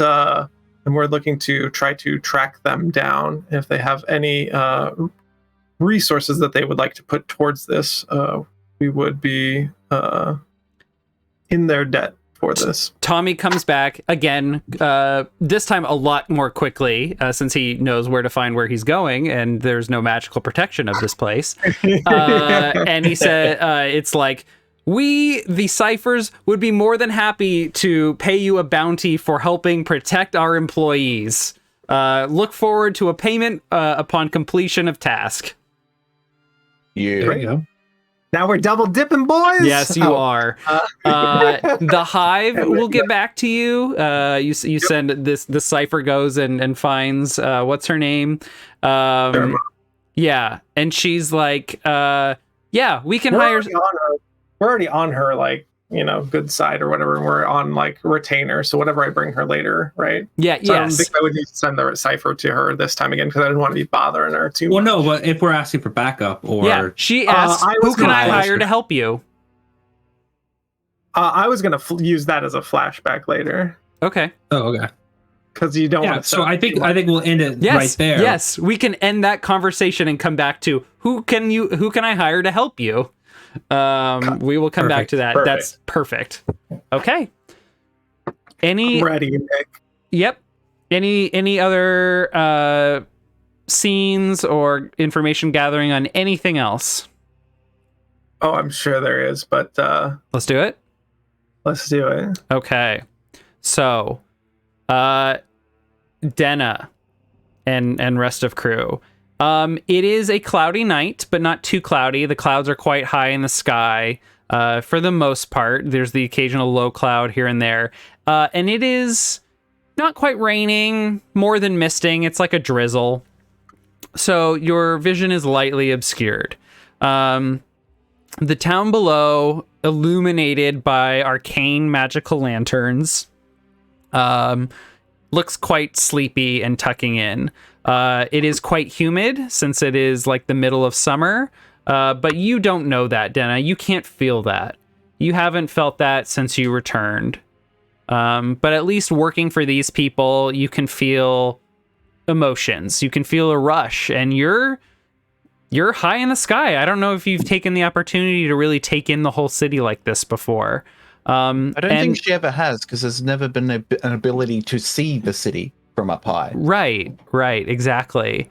And most of what this crew has asked you to do has been very like administrative and like, you know, just asking for advice. That Jeremiah guy, like he was going out with him to kill your late husband. That was a rush, and you're feeling it again too. Like there's some danger here. There is risk to you and your life in helping out with this job. Nonetheless, you fly up into the sky and begin your scouting mission. And quite quickly, it occurs to me that why didn't the Church of Rust just like hire ghosts to tell them where this shit was? I wasn't gonna say it. They're too busy hiring people. I didn't think about it. They've had a lot of brain drain, Nick. They're hiring all these new people. They're not really focused. Yeah. Sabotage, maybe. Maybe And- there's an insider. So Denna, you see, and let's look at the map here. Let me pull up the map to see exactly where I want this to happen. You see the Question bright before you. blue light that others have described as being illuminated from this antenna, so to speak. And it's quite ironic. Not far from y'all's hideout in the night market, there is a building with the blue glow on top and the antenna that you were told to look for. Perfect. Makes things quick. You might need to be a little careful not to get too close to the crew and to this building. Like you've got, you've been told like stay away, like at least a block away. And it's maybe 3 or 4 blocks away from the hideout. So you should be fine. Take a long way back. Okay. The long way back flying. Okay. Yeah, just like a long arc. Yeah. But the one thing, did you like the photo I found for dinner? Yeah, I put it on the map here. I know. I was like, It's great. I looked for one that was obviously not people just trying to dress up as ghosts. Yeah, And like, it's a pretty good photo. I was so proud of myself. that's pretty great. Totally looks like some sort of like solo artist, and that's like her album photo. Yeah. Mm-hmm. Some emo band. 100%. All right. Definitely. So, I don't know if y'all actually like centralized yourself in the city, but like wherever you are, it's not far from your hideout.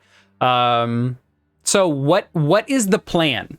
What are you doing as you approach? And again, this is where we look at the different types of engagement roles. Let me find engagement roles here in the PDF.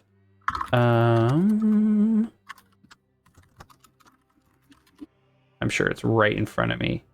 Planning and 127. engagement. Assault, deception, stealth, occult, social, transport.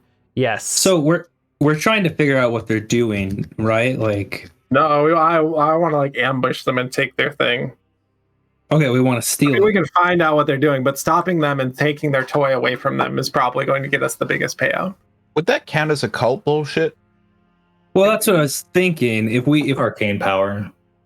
we like have this little the mind reading thing set up somewhere. that would be a cult. So the plan is to like maybe get them to walk through a certain path that we set up. That maybe we're setting it up as like this is going on. I don't know. But yeah, I'm thinking maybe we try to do a cult. So what is your objective? I should ask. Yeah, let's To talk take about that thing away. Either We want destroy the it toy. or take it. Yeah, do we want to destroy it or do we want to steal it? Probably want to take it from them. You all Quite can always 100% decide to wants change to your take minds. it. I just want to characterize Yeah. like the mindset of the crew Yeah. heading into the mission. So I'll go what I think, right? And then we can all collaborate on the outcome. I think we attempt to either secure it and take it so that it can't be used, and then they'd have to start from square one. Or we destroy it and then find out who knows how it's made. So any engineer or something that's with them, we put him down, just straight up dead. So then they have to start from absolute square one again. Or we take him to the ciphers to, reverse engineer some type of thing that will protect the ciphers in the future. That's a good That idea. works. Yeah. These would be my thoughts. Any opposing? Any additions? Would we call this either an assault, or would we call this a stealth to sneak up on them? It depends on or what's the detail you are providing. Okay. So each of these comes with a particular detail you need to tell me. And that really kind of just frames the action that is happening and frames how things go bad or go well, depending on the role. Cool. Travis, how do you feel? What are your thoughts? Trying to think of how I still think it would probably have to be like on the individual level, so we could use the coins or something. Okay. How we could use let's talk about that, because there is room for multiple engagement roles. Linked plans here on page 131 of the PDF. Or I guess of the book. The PDF page is 140. Linked plans. Sometimes an operation seems to call for a couple of plans linked together. A common scenario is a team that wants a two-pronged approach. You create a diversion at the tavern, and when they send thugs over there, we'll break into their lair. There are two ways to handle this. One, the diversion is a setup maneuver that a team member performs as part of the plan. So that would be just like an action roll that helps improve the position for the actual engagement roll.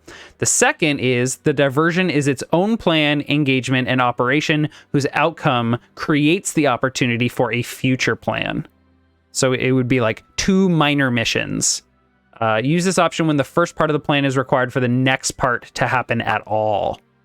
For example, you might execute a stealth plan to steal an artifact from the Museum of the Ancients, then later use the artifact in an occult plan to consecrate a temple for your god. Okay. Yes. So, yeah, feel free to discuss. So what if we did an arcane thing? As it doesn't even necessarily have to be the coin, but or maybe it would, but well, yeah, when you use the coin, there's a chance to like mind wipe them or screw with them, right? Confuse them. Yeah. Yeah. So what if that like interrupts their thing, and while either they're distracted because ghosts suddenly, like the switch is turned off, ghosts are now not attracted to it. Maybe they're there, or maybe you can take them over or something, and then we either try to steal it or we assault them. So like the arcane setup could be the setup for a distraction. Oh yeah, use your arcane power to overload the machine. Maybe not destroy it, but overload it. Yeah.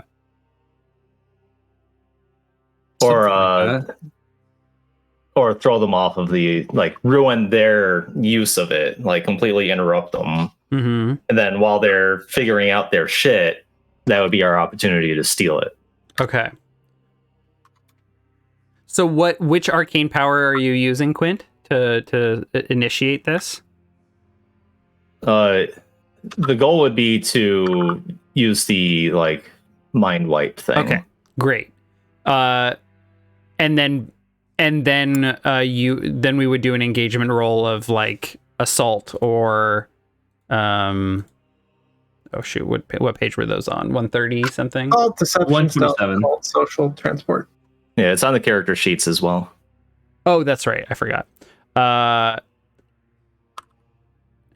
It'd probably just be like assault or stealth to just arrive there or break the thing or steal the thing. That would be transport. Yeah, I like stealing the thing. Yeah, actually, it's So I think we're starting with the cult and then going with transport to get the thing out of there. Okay, I believe that this is a setup roll, because you are setting up the narrative position of like what is going on before the engagement actually happens. So let's do your ritual. Okay. And let me change this music that's been playing way too long. It doesn't really apply to this scenario anymore. No more mafia music. More mafia music. Vampire Castle? No. You come to me on this day of Saturday, Ominous. early in the morning, Ghost Town sounds We're going to appropriate. steal the ghost tower. This probably will not be appropriate, but it sounds appropriate in title. Okay, so your and I have this written in my notes. I think you might have also written your ritual stuff in your notes. Yes. Okay. Mm-hmm. I think city block would potentially be the one to use here, or maybe building. Mm-hmm. But then it would be with building, I have to get in like real close. City block, I can do like the surrounding area real quick, drop down the coins in the key locations. And Well, not only I'm that, but I mean, if it's by our layer, you might already have the city block set up and ready to go. Probably not if Yeah. you all like are suddenly learning where they are right. out of, and like you're trying to figure out where it is out of all the city blocks there's- in the city. There's a chance that he would have like the docks set up for it. Yeah, Because that's like our turf. So if it ever got taken over or something like that, but night market, though it is right next door, I don't think he would have thought to like put one of these up in every area. Yeah, and he's been pretty like enthralled with his work and like the big like citywide thing. Okay. And Denna actually, as a ghost, can probably help place those really quickly. She would just need some direction on Yes, exactly where to perfect. put them. Yeah, and this will be like a very quick acting thing because we're looking for the antenna. All right, boom, there it is. Yeah. Then it flies back, tells us, and then Can we you, initiate the plan. Oh boy, this is getting a little complicated. Can you give me, so you're relying on other people to place these in the correct position for you. Can you give me a command to direct others and give them instruction? I can do that. This is like a setup to your setup. Yeah. It's just that like it's interesting. Like the crew is like it's there, and then you all are like rushing around, and the camera's Yeah, like right. looking at each moment where people are placing the coins, and you know it's like is the camera framing someone fucking that up in some way? Did you say to put heads up or tails up? Oh, fuck it. Yeah, I'll flip it. exactly. I'll just flip a coin. Risky standard or fortune. Yeah, risky standard. Okay. And of course, you can push yourself. You can take a devil's bargain. What's the devil's bargain?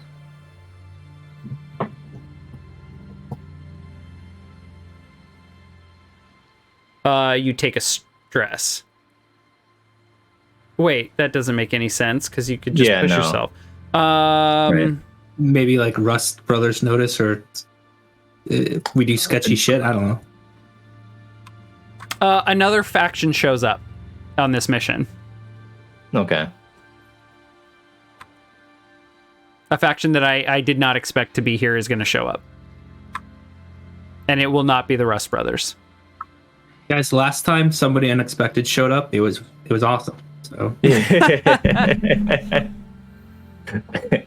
There's the guy that just was like, nope, and left.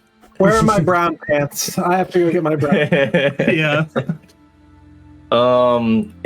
If this fails, is this like we can't do it, or is it's just gonna be harder to is this like our positioning? This is to accomplish your this is a setup to make sure that you can do your occult stuff. So it doesn't mean that y'all can't do the mission by any means. Okay. I will assist you. I will take the stress. How is Denna helping?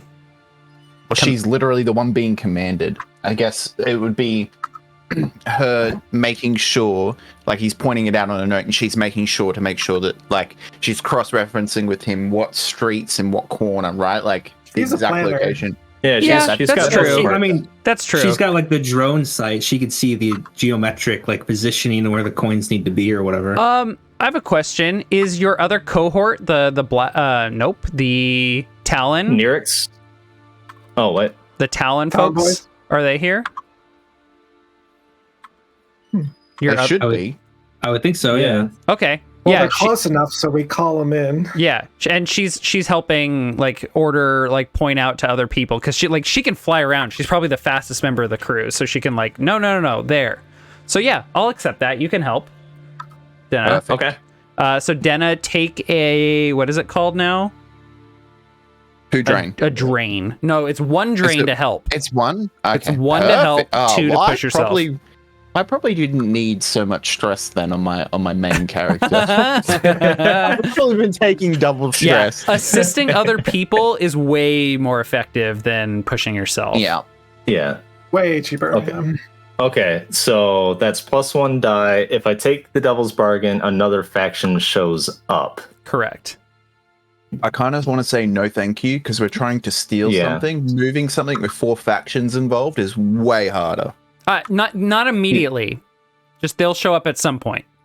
There is going to be a problem. There will be a complication. Yes. Well, I'm looking at rolling this with 2 dice, and if it doesn't roll, then we don't do it the occult way. We have to figure out another way to do it. It's a 2 with the Devil's Bargain. Yes. Or it's a 2 with Jeremiah's help. That's already for it. better than a 50% chance of success. Yeah, I think go for it. You're rolling at advantage. Oh, wow. I got Okay. 3. Well, I 3. goaded you into it. Yep. No, it's fine. We're going to continue the story because this is what's supposed to happen. It's great. I love it. Okay. So unknowingly to you, Quint, someone fucks up. Okay. We'll find out who later. Maybe. And you And I was go. planning to do the city block size, so Yeah. that would be 3 stress. You go to perform your ritual. So, reading through this. You are the focus of the pattern. You adorn your mask and use it. This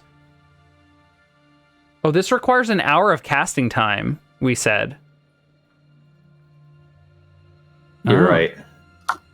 So maybe we have messed up doing this. We can modify that. I think that's fine. We'll get rid of an hour casting time. Okay. Yeah. It We affect- already knew the area. Yeah. So, because it was Yeah. close to the base. Yeah. There's a benefit to extracting information from the minds of people. Once the connection is severed, the target area or person remember the events during the ritual differently. This can mitigate heat. Mind wipe is too neat. Blah blah blah. Okay. So this is a city block, which is 3 stress. Yep, I took the stress. Take the stress. Now, go ahead and make. Tell me your first question, and make a fortune roll with a tune. Right. So, what's the first thing that we want to roll or want to know from this group? Is it what they're doing with the power? Where do they store the device? I would go. How many of them do they have? Where Or are straight up- they? Where's their hideout? Yeah, like where are they taking this device after they're done, like tonight? Okay. Would be like an interesting thing. Ask whatever questions you want, but that comes Right. to mind for me. Did others have things they wanted to put in on this? Yeah. Where do they keep the device after use? Okay. Okay. Give me an attune at -1. A fortune roll. Okay. Because your pattern is borked. Right. Fortune roll. Okay. Effects. Standard bonus dice -1. That's a 5. 5. That's pretty good. And the question is, where is the device stored, or where is their hideout? Yeah. Where Where do do they keep their device right? after use? You may not like the answer. They keep it in the canals. Underwater. Interesting. Plunk. McNaughts. In their minds, And- you see many locations that they have kept it, oftentimes under bridges. Walkway bridges. Okay. Interesting. 1, 2, 3, 4, 5 locations. And he said most times, so not always, but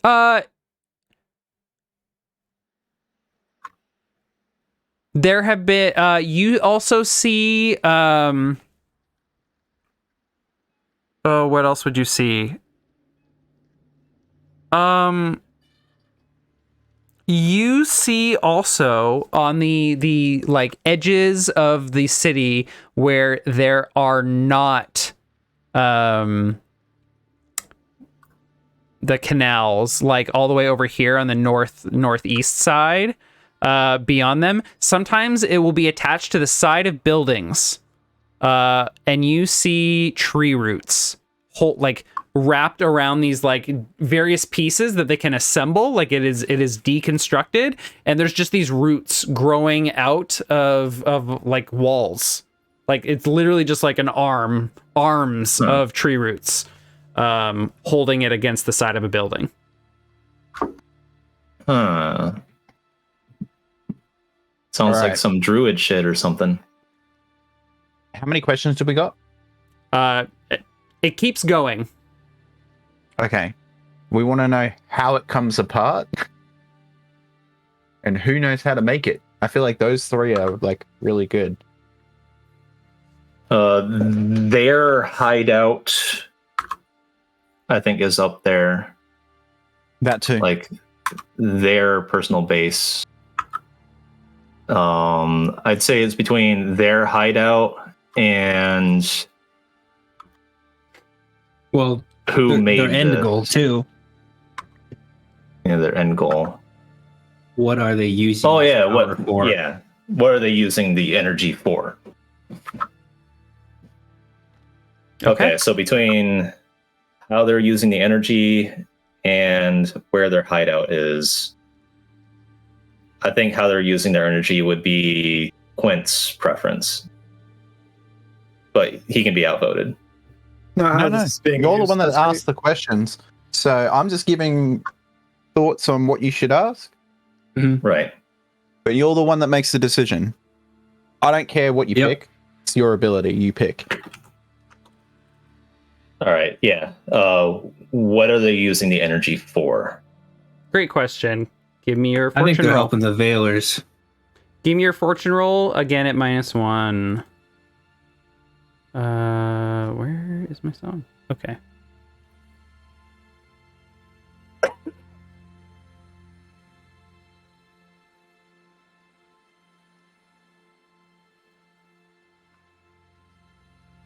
Travis. Oh, there it is. Oh, Yeah, a 6. six. Nice. Hell Oh yeah. So this is, I believe, high quality information. Let me see what it says about gather information.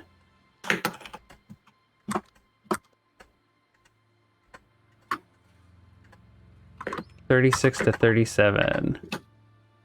Gathering information. So this is great. You get exceptional details. The information is complete, and follow-up questions may expand into related areas or reveal more than you hope for. So let me grab my notes here on their projects, and I will tell you all. Oh yeah. Sisters of Heme.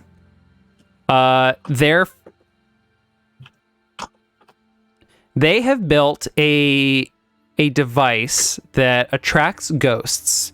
It's basically, like I said, it's like a ghost charm, but on a massive scale. Their goal is to continue moving around the city. You see in their mind like places they keep marking off, and they're trying to be as random as possible while keeping into account, the Rust Brothers and Iron Guard in particular. They have built this I'm just going to call it a bug zapper for spirits. And they're effectively taking these ghosts and putting them in ghost jars. And they are saving them for their goddess Heme, who wants to protect these souls. They are at risk. Heme it fears for these spirits and the souls there within, because Heme knows that Heme, as the former spouse of Rust knows that he wants his champion to consume these souls for and turn them into ether, much like all of the material stuff that you all shoveled into the furnaces. They're collecting. Heme suspects that the Rust Prince will collect ghosts and burn them as fuel. So they are collecting ghosts and trying to save them. And their plan is to return them to Raven, the god who basically has set up, who created souls, and is responsible for reincarnation of souls. And so that is what they are doing with that energy. They are capturing and protecting ghosts. Yeah, maybe we don't want to steal that thing. I have this is reminding me of Mass Effect, where you go and break into the machine's like central AI core, and it's like, do you wipe their machines so that they're like not slaves anymore, but they're still dangerous to humans, or do you enslave them or whatever? So you don't have a good choice, right? It's like, oh, do we like steal this technology because they're like enslaving ghosts against their will, or like, are they doing a good thing here? And it's like this interesting moral quandary that is set up in my mind of like, what if? So, what I think Quint's reaction is, like, you're next to him as he's like diving into the minds of these Sisters of Heme, and he's just got his mask on. You only see one of his two eyes because the other one's covered up, and it's closed. And he's just sitting there focusing. And it just goes, they're doing nothing with it. They're doing absolutely nothing with it. They're just holding on to the ghost. They're not using this for power. They're just keeping it. Like a fat rich man just sitting on his pile of gold. So they're the dragon of souls? They're just sitting on a pile of souls? No, it's more petty than that. It's just Heme doesn't want Rust to get them. Okay. I love that you just called Rust will saving use the souls power. petty. I love that so much. He's a human, okay? We use resources to make ourselves stronger. It's nothing against it. It's just another quabble between gods. Heme is getting the ghost before Rust can, and not just so Rust can't use it. And I guess they're gonna give the ghosts to Raven for reincarnation or whatever Raven does with them. But so we pivot here into a social maneuver to go talk to them and tell them how they're being fuck ups, and they can just be seen now that the fog is gone from all of the coal plants, and how we can help them to spread disinformation about what is happening. I think we might, because like I don't know, like if they're, I don't really care about them saving souls, but look, but they're also on our side because they're against Rust wants those souls, and that means I don't want him to have them, right? Like we got to do whatever we can do to make sure that they continue to not let him have them. Yeah, they're like being enslaved, though, is like the weird thing. But if they're going back to Raven and that's like truly the thing that is happening, then okay. I mean, who cares? Like, as long as the Rust Prince doesn't get him. I turned to our party member. Would you like to be reunited, I guess, with Raven, or at a sanctuary for ghosts? they're keeping them in jars. Don't you do that same thing? Yeah. I turned to... What's the big deal? But I thought that information might be good for our spectral friend to know. Well, I mean, we can still help them and leak this information to everybody we know and get paid for it. Yeah. Denna, are you staying clear of the building, or are you getting close? I think I'm gonna stay clear. Like, yeah. I will obviously help Well, where I can. It's still pulsing. Or I mean, I whatever. guess Yeah, the once group it's is in a down, safe I'll get location in. for you anyway, because Yeah. they're detecting the block, not so they could be right on the edge of the block, which is questionably safe for you. So this is going to make this slightly more controversial than it actually intends to be. Yeah. But are we letting them decide for the ghosts? Or are we going to stop them so the ghost gets to decide if they want to go into the jars and go to Raven or want to be around? I don't think the ghost should get a choice because the Rust Prince isn't going to give him a choice. He's just going to take them, gobble them down, and, convert them to ether to get stronger or whatever he's doing with them. At the very least, we have learned what they are doing is not the most malicious thing to ghosts, but it's not great. So they're still on our side because this is against Rust, right?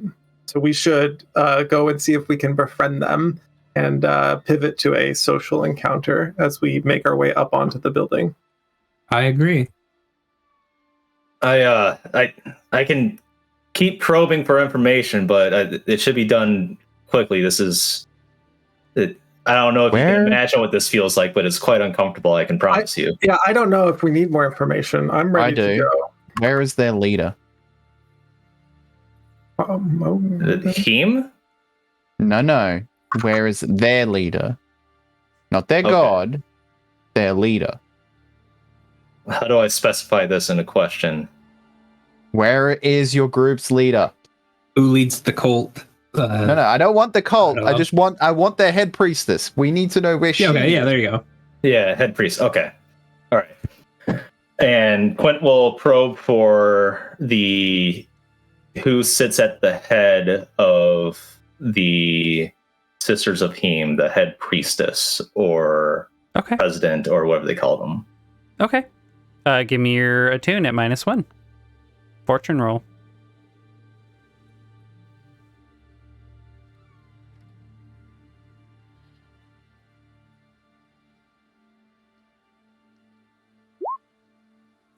Five. I don't know why I had you roll because the answer is going to be the same no matter what.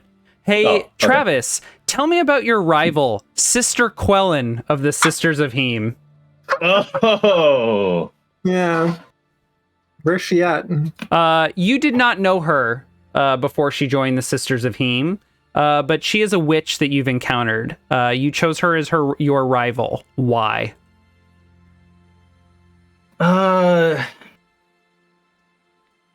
She's a cunt. Okay, but who is she and why do you have beef?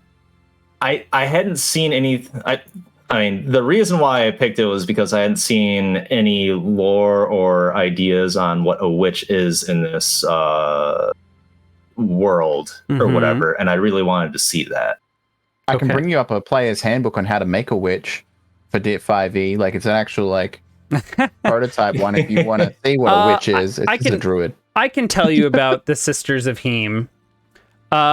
So your background was as a Rust brother, right? You were recruited?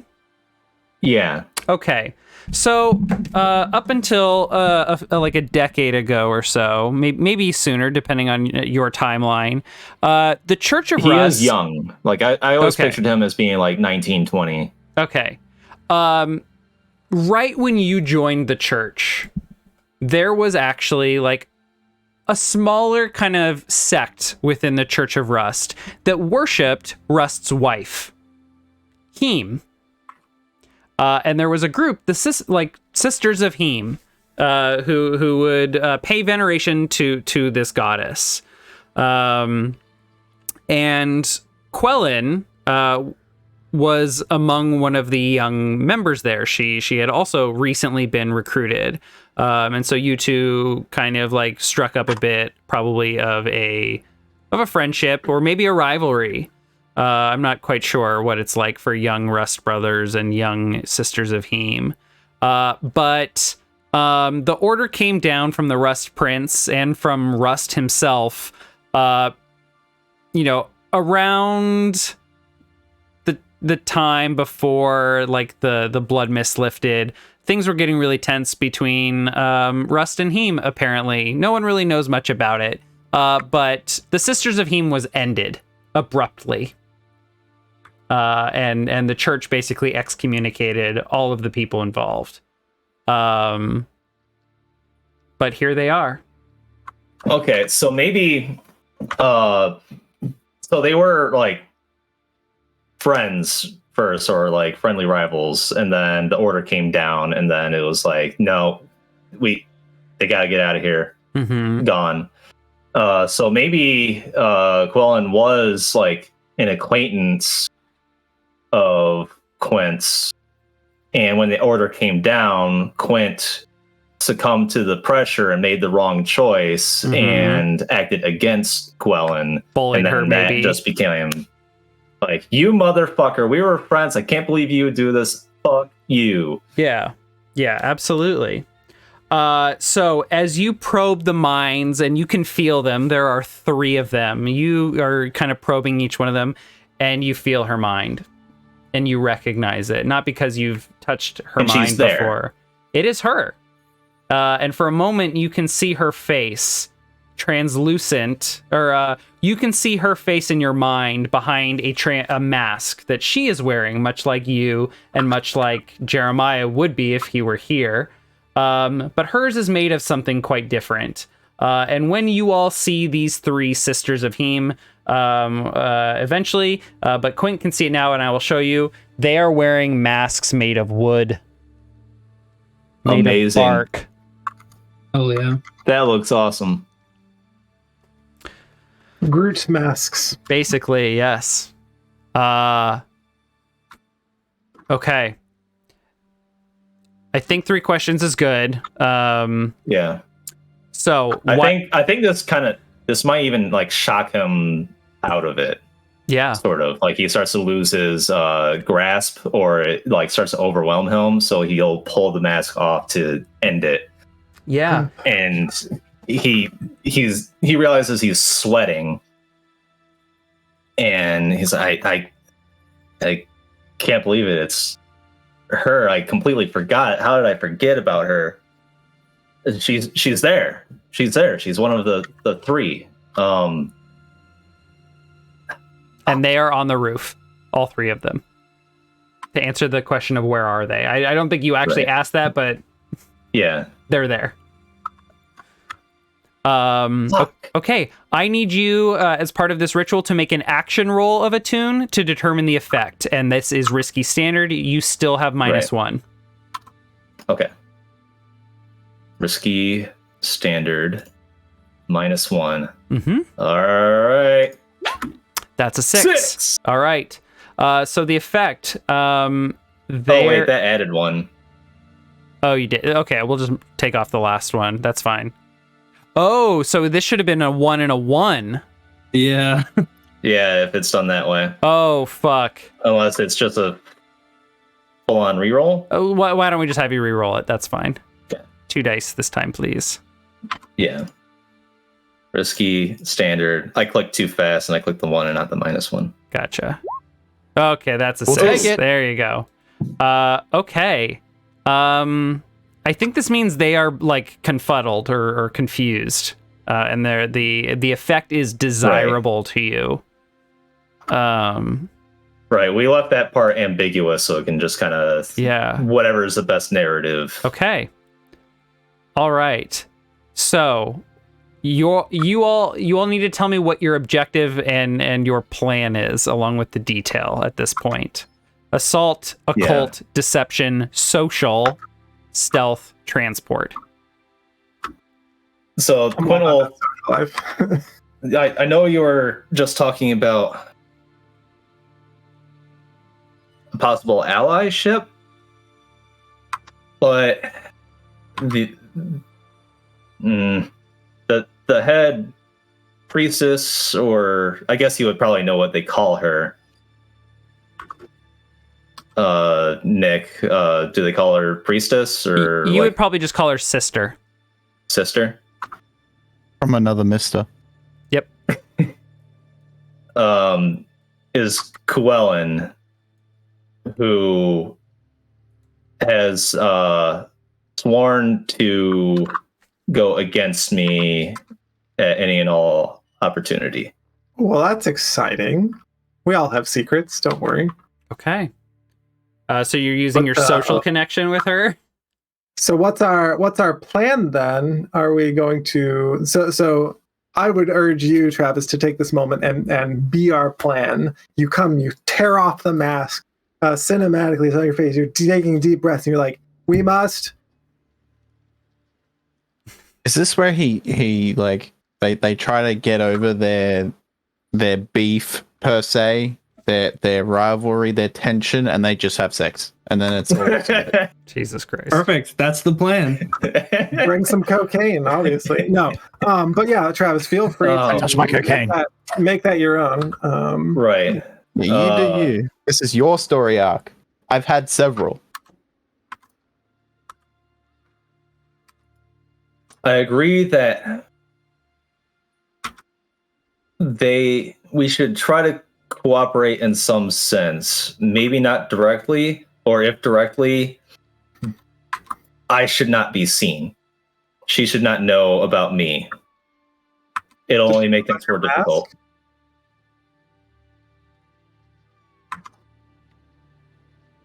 Because if she doesn't know, She would recognize my arm, but I usually wear it sleeved and gloved anyway. So,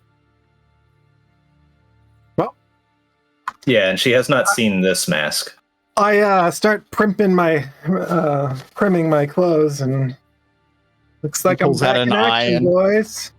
You see her, I do the Picard, Denna pull out the hand steamer and just help steaming your jacket. Okay. So just to clarify, the score is what exactly? What is the objective? Yeah, Travis, what's the objective? To make friends, to help them get away, to steal their shit. Social. I think it has shifted into a social situation. We now want to see how their goals can help us against Rust. Allyship towards hating on Rust. Okay. Right. The score is friendship. Okay. And you are the plan to achieve this is just to negotiate, bargain, or persuade. Yeah. Okay, Yeah. great. That sounds like a social plan. And so the key detail I need is the social connection, which is interesting because it seems like you're trying to hide your identity and ignore your social connection. Yeah. He could use his connection in the way of providing information to help the others. But yeah, I think. Okay. Yeah. Yeah. That's fine. Yeah. The social connection is I have information for you, not like we are connected through relationship. Right. I just realized that the word connection should be seen a lot more broadly than a relationship. Yeah. Okay. That makes a lot of sense to me. Okay. So once you choose a plan and provide the detail, I cut to the action describing the scene and the first encounter. But how is this established? The engagement roll. We start with 1 die for sheer luck. Is this operation particularly bold or daring? You're just walking up to them and talking to them.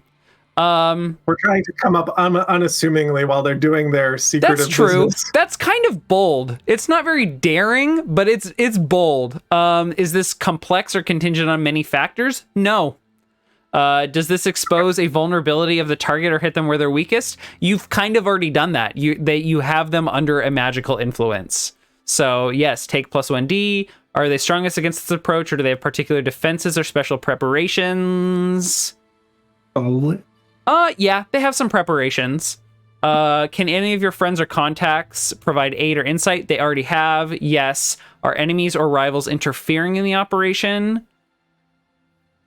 We didn't take the devil's bargain, so no. You did not. Question mark? Yeah. And are there any other elements? Blah, blah, blah. So 3 dice.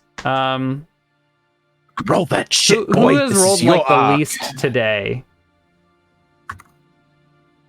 I don't know. rolled I'm 20. going up and chatting them up as per my usual. Yeah. You better come home with 2 witch waifus, all right? A demon with 2 witch waifus. That's what I'm expecting out of you. All Do you right. want me to roll this? Can everyone but Travis give me 1d6? All And right. we'll use the That's highest. a fun way to do it. There you go. That's a 6. Oh, Nice. I got a 4. Yep, all right. that's Okay. 6. No crit, but we're Okay. we're rolling hot now. Good result. You're in a controlled position when the action starts. So, you all ascend the building. Like maybe you just go through the inside. Maybe you climb something on the outside. But you all arrive on the roof, and they are in a daze. They like are kind of a little out of it. But they're still very conscious, and they're aware that like their ghost, antenna is working. You can see the ghost just kind of mindlessly floating in. Denna is keeping a safe distance for the moment, and they turn it off. Question. They finish their bottling as you arrive, and you can see that they're all wearing these bark hide masks.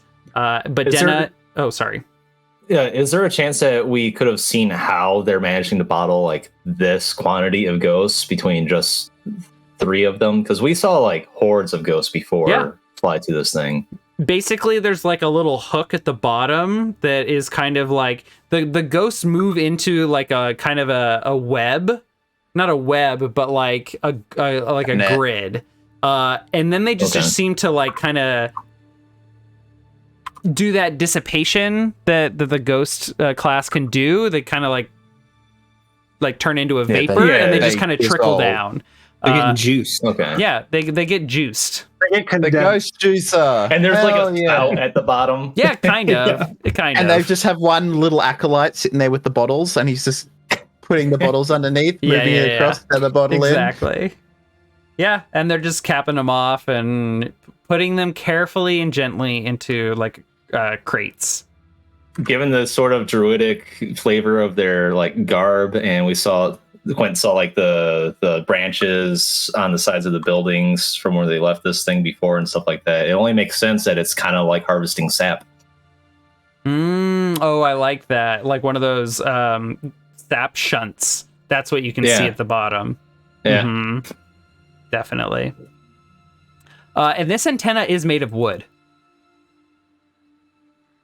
Set it on Yeah. fire. Wow. Whoa! Settle down, not fire. No, we're here. So as we creep up and approach on them, they're in a daze. As we walk out of the door and come up upon them, I speak out to them. Hello, dear friends, or the friends we haven't met yet. So glad to make your acquaintance. You seem to be quite a beacon in the city, and I would like to talk to you about that. There's a good chance that they're a bit addled. Yes. They do Quinn swivel says, around, like, kneeling. but they look a little off balance. And they stand there puzzling, quickly looking at each other. One of them like lifts up an arm, and like these branches begin to wrap around their arm and kind of form like a big wood gauntlet. And they stand in a readied stance, but they stand and listen to your appeal. What do you all say? Do you want me to keep going? Because I could keep going. Yeah, you're doing great. Do your talking. I keep walking forward with complete disregard for my own well-being, like I usually do. I see here that you have a way to save the ghosts, and this is keeping them safe from rust. And that aligns with our values and ideals, as we also do not enjoy what rust has done to this city. We should work together because it was quite easy to find you. If you look up, you can see the pattern of stars above us. There's no more cloud of coal blotting out the light in the city here, and also tamping down how to find you. So maybe we can work together to find a better way for you to get your operation done. Give me a sway.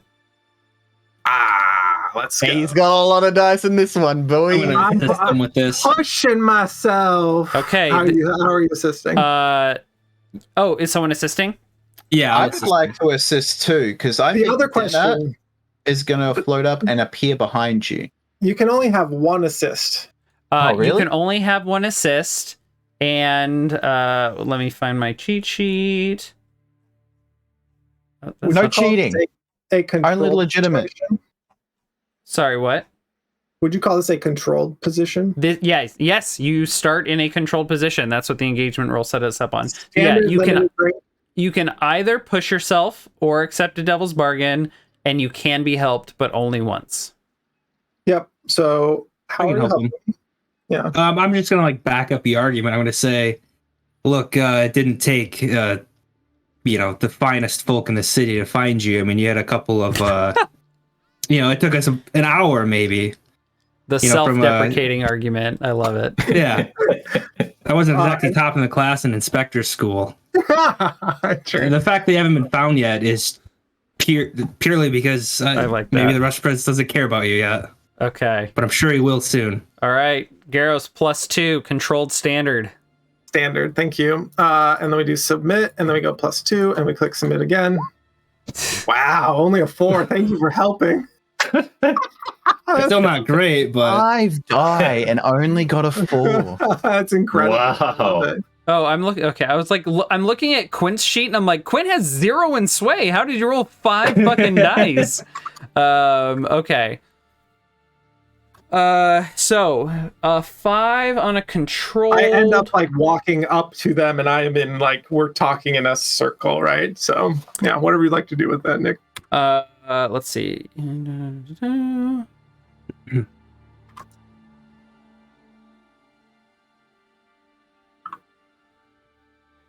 You hesitate. Withdraw and try a different approach, or else do it with a minor consequence. A minor complication occurs. You have reduced effect. You suffer lesser harm. You end up in a risky position. So I'm going to start a clock. It's a 4-segment clock. That to overcome them and convince them to come with you. So you have reduced effect. You're only filling 1 of 4 pie slices instead of the usual 2 that you would get on a 4. Yeah. 2 of them begin to drop their guard, and one of them talks over. One of them, her name is Sister Sayrite. She said, or one of them takes off her mask and says, "Hey, Sayrite, look, they don't seem like a threat, okay? And I told you it was going to be risky for us to be up here without all the cloud cover." And the one that she's talking to, Sayrite, who keeps her mask on, says, "It doesn't matter. We have to gather more. We're not done yet. We might have enough now, but it doesn't matter. We're here. I don't trust them. This one says he worked for the church." And Quellen does not speak and just stares at you both. Or stares at all of you with her mask on as well. Point is probably unconsciously staring back at her. Mm-hmm. I think Dinner is going to appear beside. Get the names up here. See if I can read it for one. I think I'd be next to Garros and Severian, right? I'll be between them. I'll just appear, right? Because I can just form. Yeah. Be invisible. And just form between the two. So did you. You worked for them as well. And you're gathering us up without asking. Maybe we're happy here. I want to roll sway. Go for it. Fuck that bitch. Are you going to drain yourself or accept a devil's bargain? I'm draining, man. Okay. Take 2 drain. I'm gonna take 2 drain. I'm gonna assist them again because they're talking about me. Yeah. So we say, yeah, I dropped out of the academy because, well, I'm sure as you could see, what's the point of working for Russ when you can work for yourself? That's great. Take one more stress, Severian. Quint goes here at that. Oh, god damn it! That's another 4. I think once again this is gonna be just reduced effect. It's just you're at 2 out of 4 pie slices, y'all. You are still in a controlled position. And Sister Sayrite takes off her mask and she says, "Look, we're done here. Let's just get out of here. We don't have to deal with these people. Vasilla, begin to pack up." And the first one to have taken off their mask, whose name is Sister Vasilla, which I'll put in the chat as well. She turns towards the antenna, puts her mask back on, and you can see that all of these little tiny branches of the mask, a bunch of them in the back, just like dig into the back of her head. They just like pierce in and go into like her nervous system. And she reaches out and these branches extend out of her arms and begin like taking apart the antenna. The antenna's wooden. Does she like break the wood, or does it just kind of like? It's just like a little lock, carpentry, like a lock and groove mechanism. It's basically like they put like 4 very sophisticated rune patterned ladders interlocked with one another, and then there's some other like metal stuff in the middle that leads down into the shunt that we talked about. Okay. But yeah, she is Groot. She reaches out, she begins to disassemble it and like gently lay down each piece and then organize it down below. And Sister Sayrite helps her. But Sister Quellen, is still staring you all down, and she says, "You're asking for our help or to align our purposes, but we know nothing about you other than what you say here. Prove it."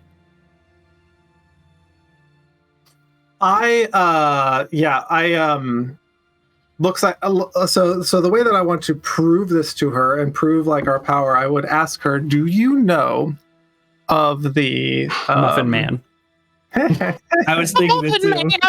Do you know of the tank that went missing? Have you heard of this?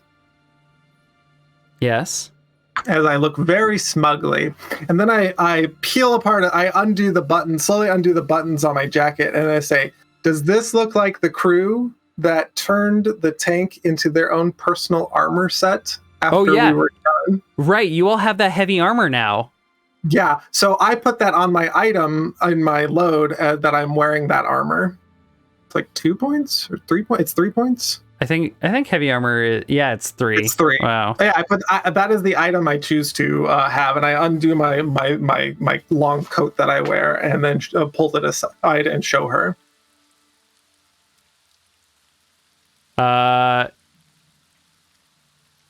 Give me one more sway. There we go. You have +1 for the heavy armor. Yes. Controlled risky. It's still controlled. Risky. Sweet. Or controlled standard +1. We're still chill. We're still chilling. And then +1. Click. That's a 6. There you go. There's a 6.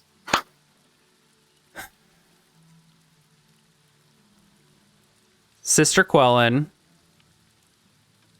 takes off her mask. What does Sister Quellen look like, Travis? Do you have a picture in mind?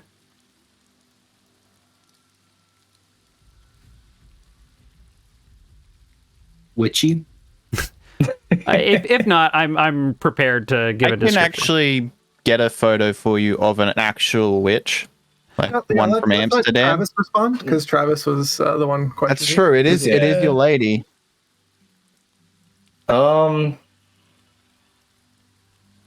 Greg smoking. We were talking about Kung Fu because it's maybe the Matrix moment, and then I said it's more of Jim Carrey the Mask. Okay. So more like it turns green, a bright shade of green as it attaches to her face. She turns around with big, sharp teeth. Yes. Yeah. I picture her as sort of like mousy. You wouldn't see her as, if she's in a good mood, she's the type of person that you wouldn't be threatened at all. But she can turn that rage on at the flip of a switch, and then she looks like dangerous at that point. That's the type of person that Sister Quellen is. Yeah. And she looks that way. She is looking dangerous. She's frowning still. Right. And I think the like confusion, the effect, like she might be the type that knows she got fucked with in some way, but it wouldn't be clear why, because the effect was like to our advantage. Like it went well, like it worked for us. Yeah. But she might still have that kind of like, something is off, something is not as it should be. Yeah. So with an intense look, with long, straight black hair, and with like the heavy, tired eyes you have in like your mid to late 20s when you just don't sleep.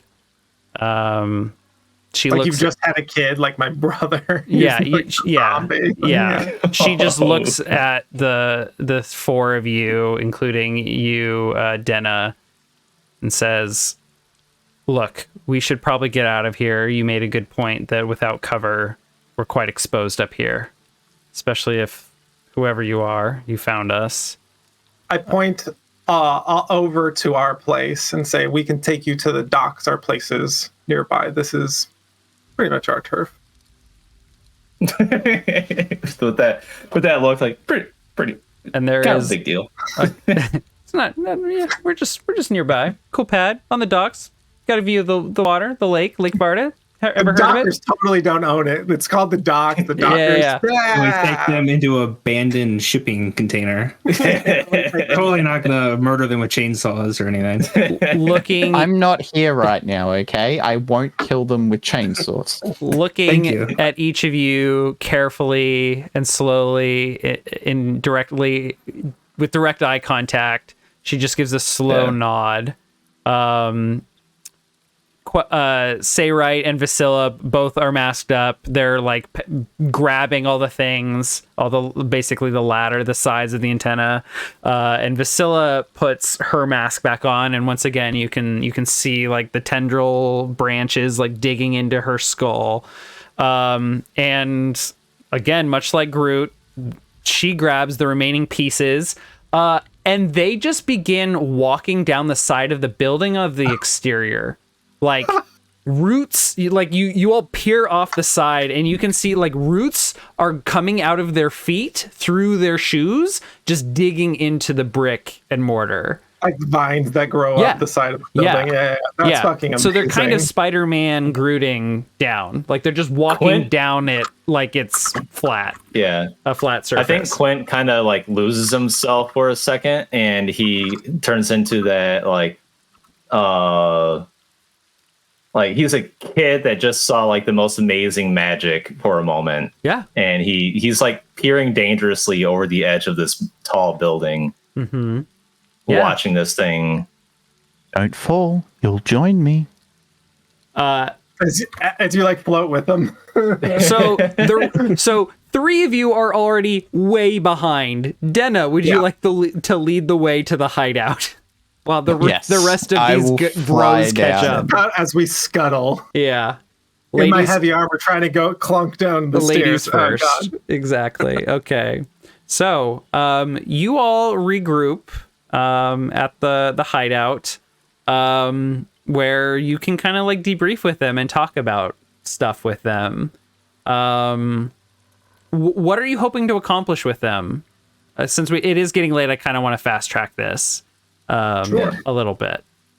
Well, so I feel like so far we've been doing a whole lot of hey, do this specific thing for us, and then we'll owe you a favor. What if we do the opposite?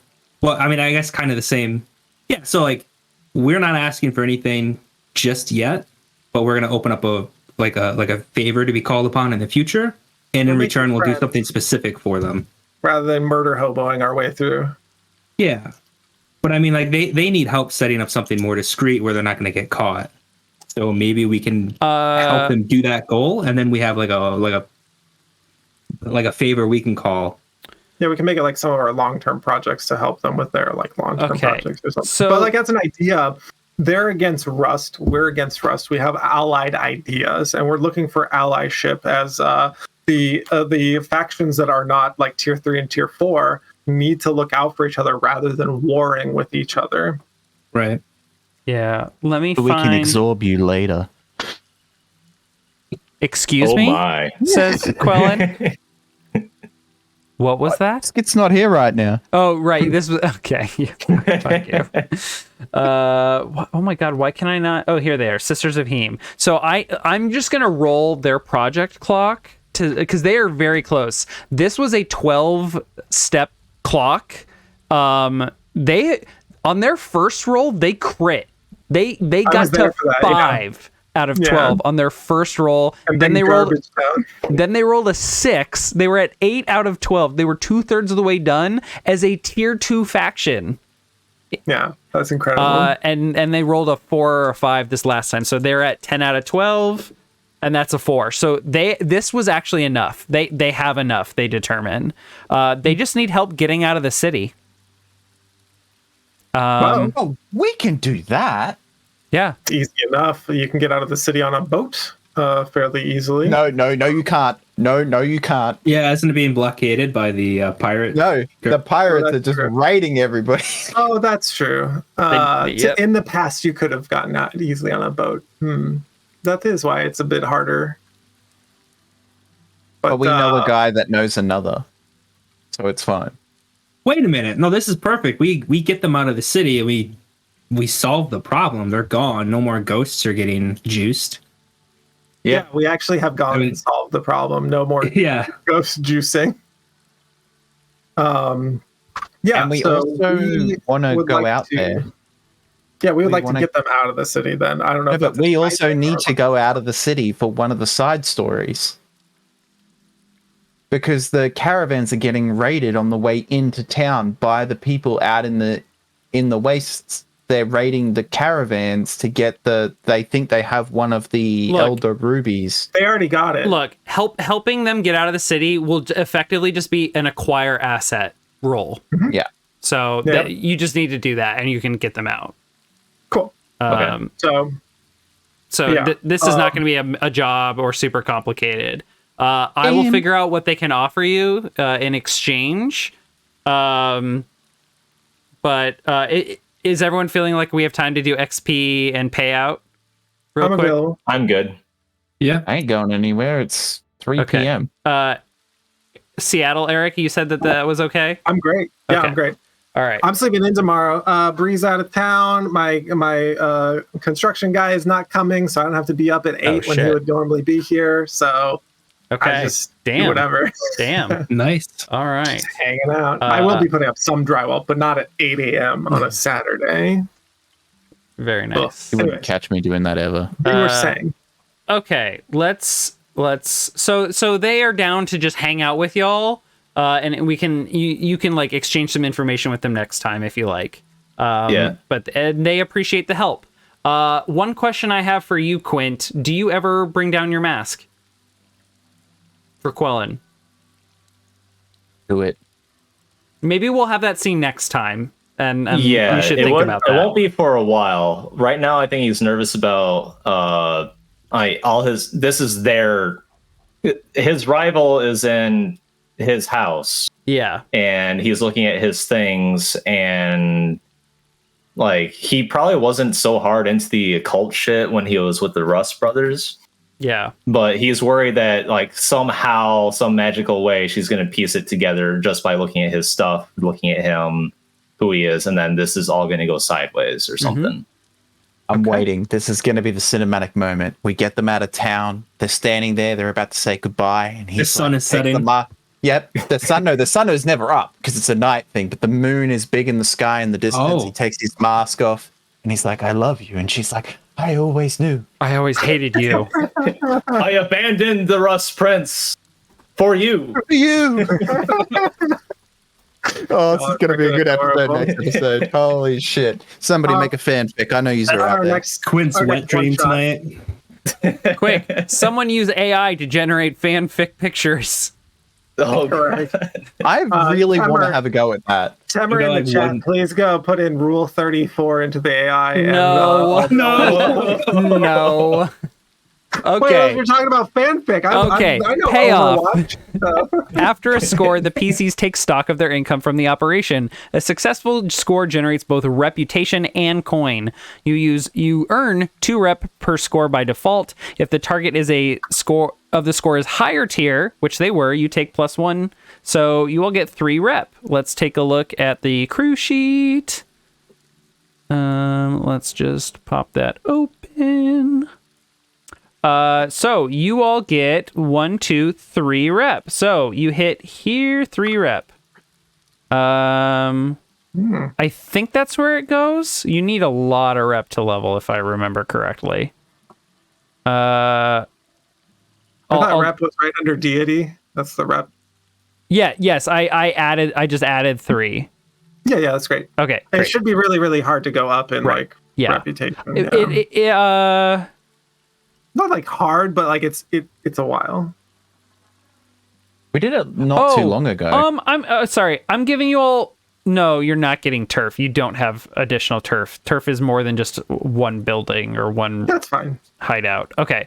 Sorry, that's scum and villainy stuff. If you keep the operation completely quiet so no one knows about it, you can earn 0, or you earn 0 up. But other people know.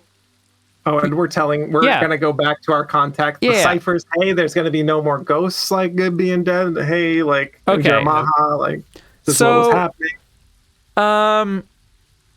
The hive is like, okay, so it turns out they weren't really doing anything harmful. I mean, I guess it was disruptive, didn't really disrupt us.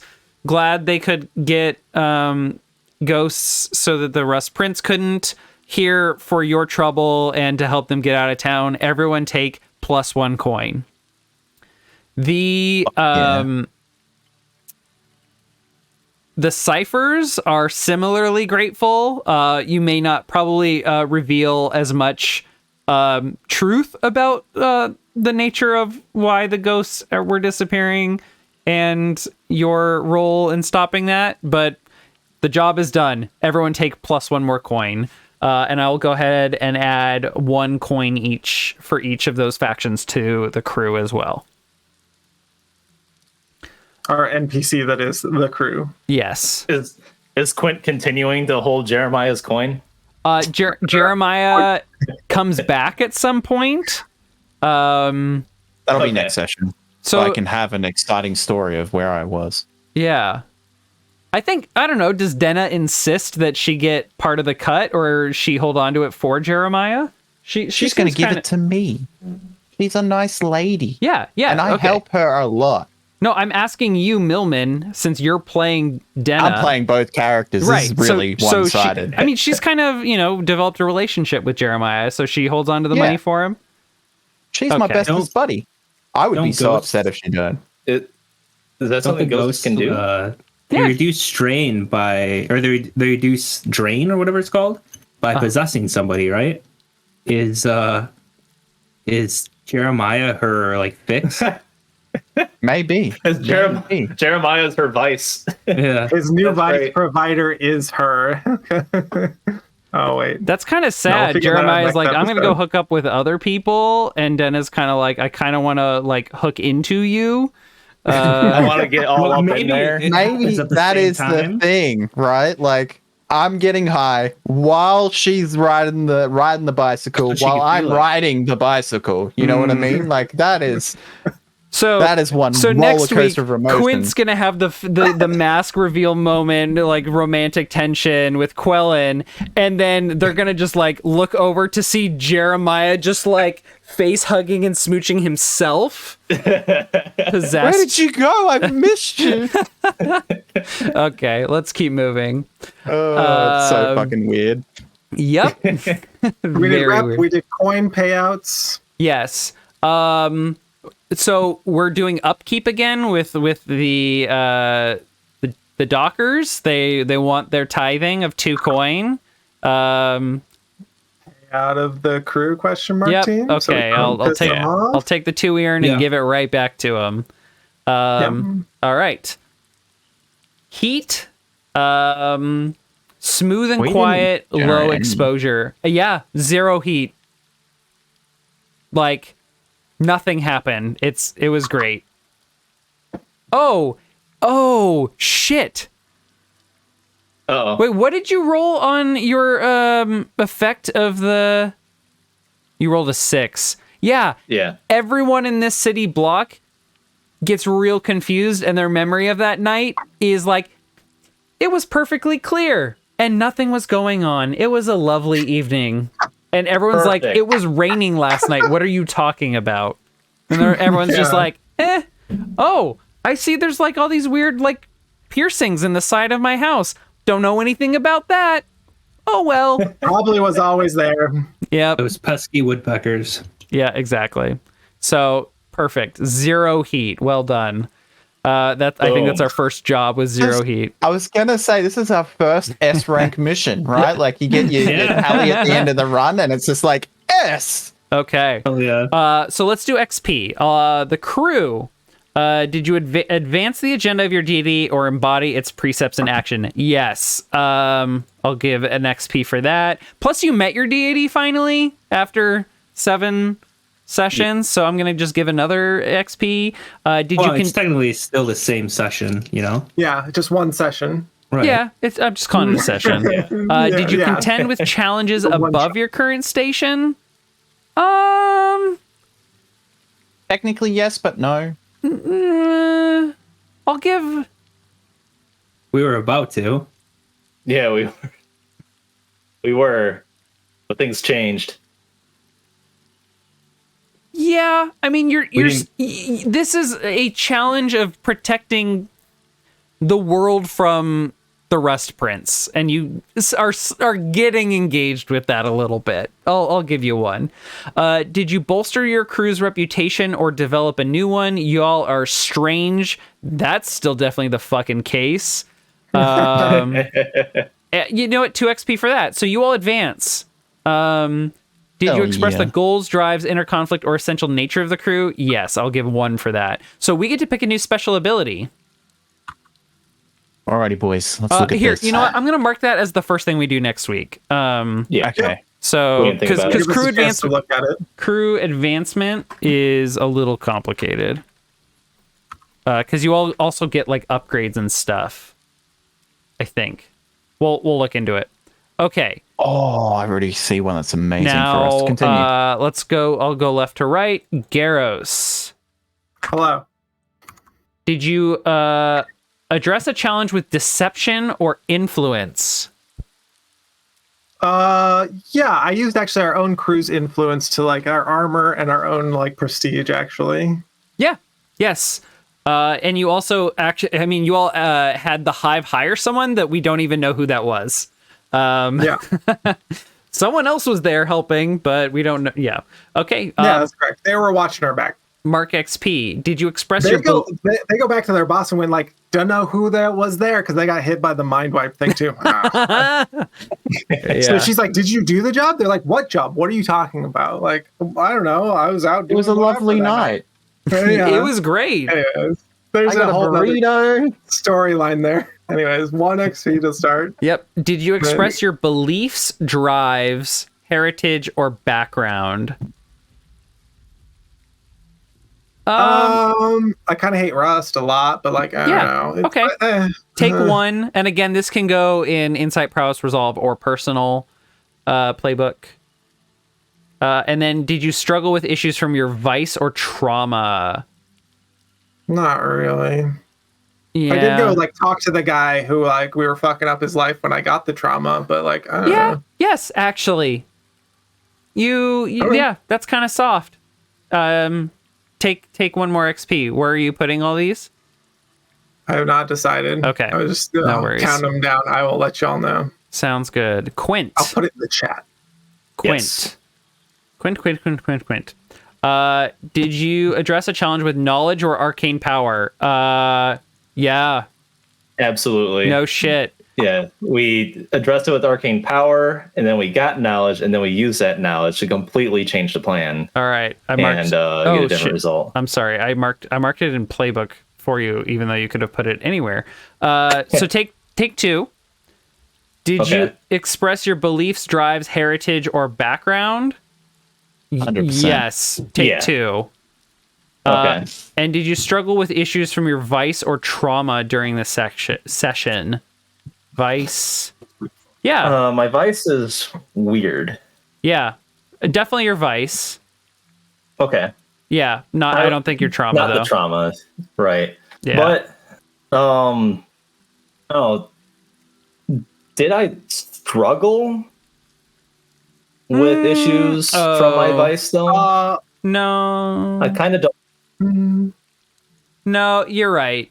I don't think you Yeah, did. I just kind of did my weird shit. That's not struggling from it. Okay. Just 4 then. Yeah. All right. Yeah, I didn't feel right taking that one. Fair. Severian, did you address a challenge with deception or influence? Yes. I mean, yeah, I assisted Garros with the, trying to throw our weight around a little bit, even though I kind of did it self-depreciating at first. yeah. We also did it together in the downtime. Oh, that's right. Yeah. Yeah. Yes. So take 2 XP for that. Did you express your beliefs, drives, heritage, or background? Yes, a lot actually. You brought up being an inspector for the church. You used Stupor and the Veil stuff. So take 2 more XP for that. Did you struggle with issues from your vice or trauma? No, I mean, I indulged vice. No, but you didn't. But that didn't go into a and then stupor my, that was challenging. Yeah, and then my trauma is unstable, and I didn't have any problems with that. So No, you were It not was a super very chill unstable. thing. No PTSD triggering. right, no more unstable than usual. Denna, did you exact vengeance upon those whom you deem deserving? No. I mean, we killed your husband, which I feel like we should award this character some XP for that. Yeah. So 100%. I'm with that. Put 2 XP somewhere for her. Did you express your outrage or anger or settle scores from your heritage or background? I think that's the same. For like we've already accounted for that. Yep. And did you struggle with issues from your need or glooms? Oh, are you supposed to have a need? Oh, your need. You need life essence. Wait, they have a need for life essence? Yeah, they're supposed to like possess people and consume their life. That is all. I'm not really using that though. Okay. But she's possessing and eating Jeremiah all the time, so it's fine. Oh my god. Okay, I'm gonna barf. So yeah, it sounds like just assign 2 XP for her and maybe just a 3rd, just because we got a new character. I want to give her 1 in command, so why not? But yeah, put it in resolve then. That's what I did. Perfect. Okay, now Jeremiah, you were not a part of it, so you didn't really address a challenge with knowledge or arcane power. No. Not yet. Did you express your beliefs, drives, heritage, or background? Yeah, as a binder. Yeah. Yes, we had that whole thing. Yeah. And then you did struggle with an issue from your vice / your vice. So take another XP as Jeremiah. Okay. Quick question. Sure. Oh wait, no, never mind. I figured it out. Nope, I just brought it up, and my pathways are firing. I don't know why. Never mind. Forget it. Okay. And then before we go, you all are still 0 heat, which is great. So can I get a dice roll from Millman and Travis to help generate an entanglement that I will resolve next time? Did you All give right, us this, money for regular the D6? offertory, by the way, Nick? Oh no. I'm gonna put 2 money back in the crew for the offertory. Great, because I also put 2 money into my stash from the thing. Yeah. Oh, from the offertory? No, for my own personal. I'm a greedy little He bitch. maxed out. Oh, Yeah. did you take an ability that gives you? Yeah, that's right. Oh, at the end of each downtime phase, you earn 2 stash. Oh, great. Okay. And then you leveled up your playbook, right? I have not put it into anything yet. I was just looking at. Yeah, I'm thinking about mine too. Oh, I'm did you- considering maybe. prowess, because like we're getting into Yeah. more things prowessy, so maybe a skirmish, so I don't just get clocked in the face. Well, I thought someone got a new ability. I did. I got ritual. Oh, that's right. Okay, I'm gonna write that down. Please Jeremiah do. ritual. I need to look into. Summon demon. I might talk to Worm about it. Worm is not gonna be able to teach you demonology. Someone else is gonna have to do that. There's this elf we know.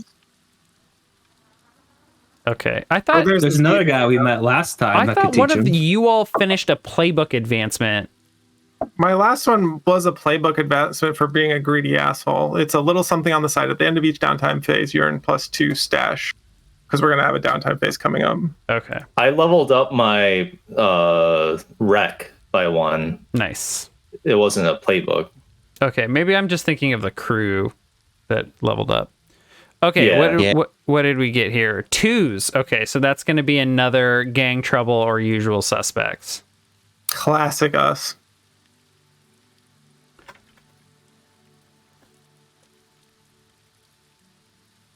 We'll just have to start wiping out the other gangs, so then there's no more gang troubles. It's one of your gangs or cohorts causes trouble due to their flaws. What's Denna's flaw?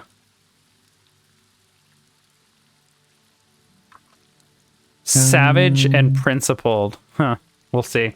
Okay. Well, I'm convinced if the AI knows what. Okay. I'm concerned if yeah. Oh, concerned. Yes. Sorry. I'm very tired. It's been a long week and my vision's like All going good. a little blurry. Thank you everyone for hanging out with us tonight. We had a great group of folks in the chat. Thank you all, you four, for hanging out and playing. I know we had a bit of a gap since the last game. Our next one is going to be in 2 weeks on Saturday the 15th, Sunday the 16th for you, Millman. Get the time right. You know, every time you're waking up too early, you know, set an Every alarm. time, but I'd rather be here early than late.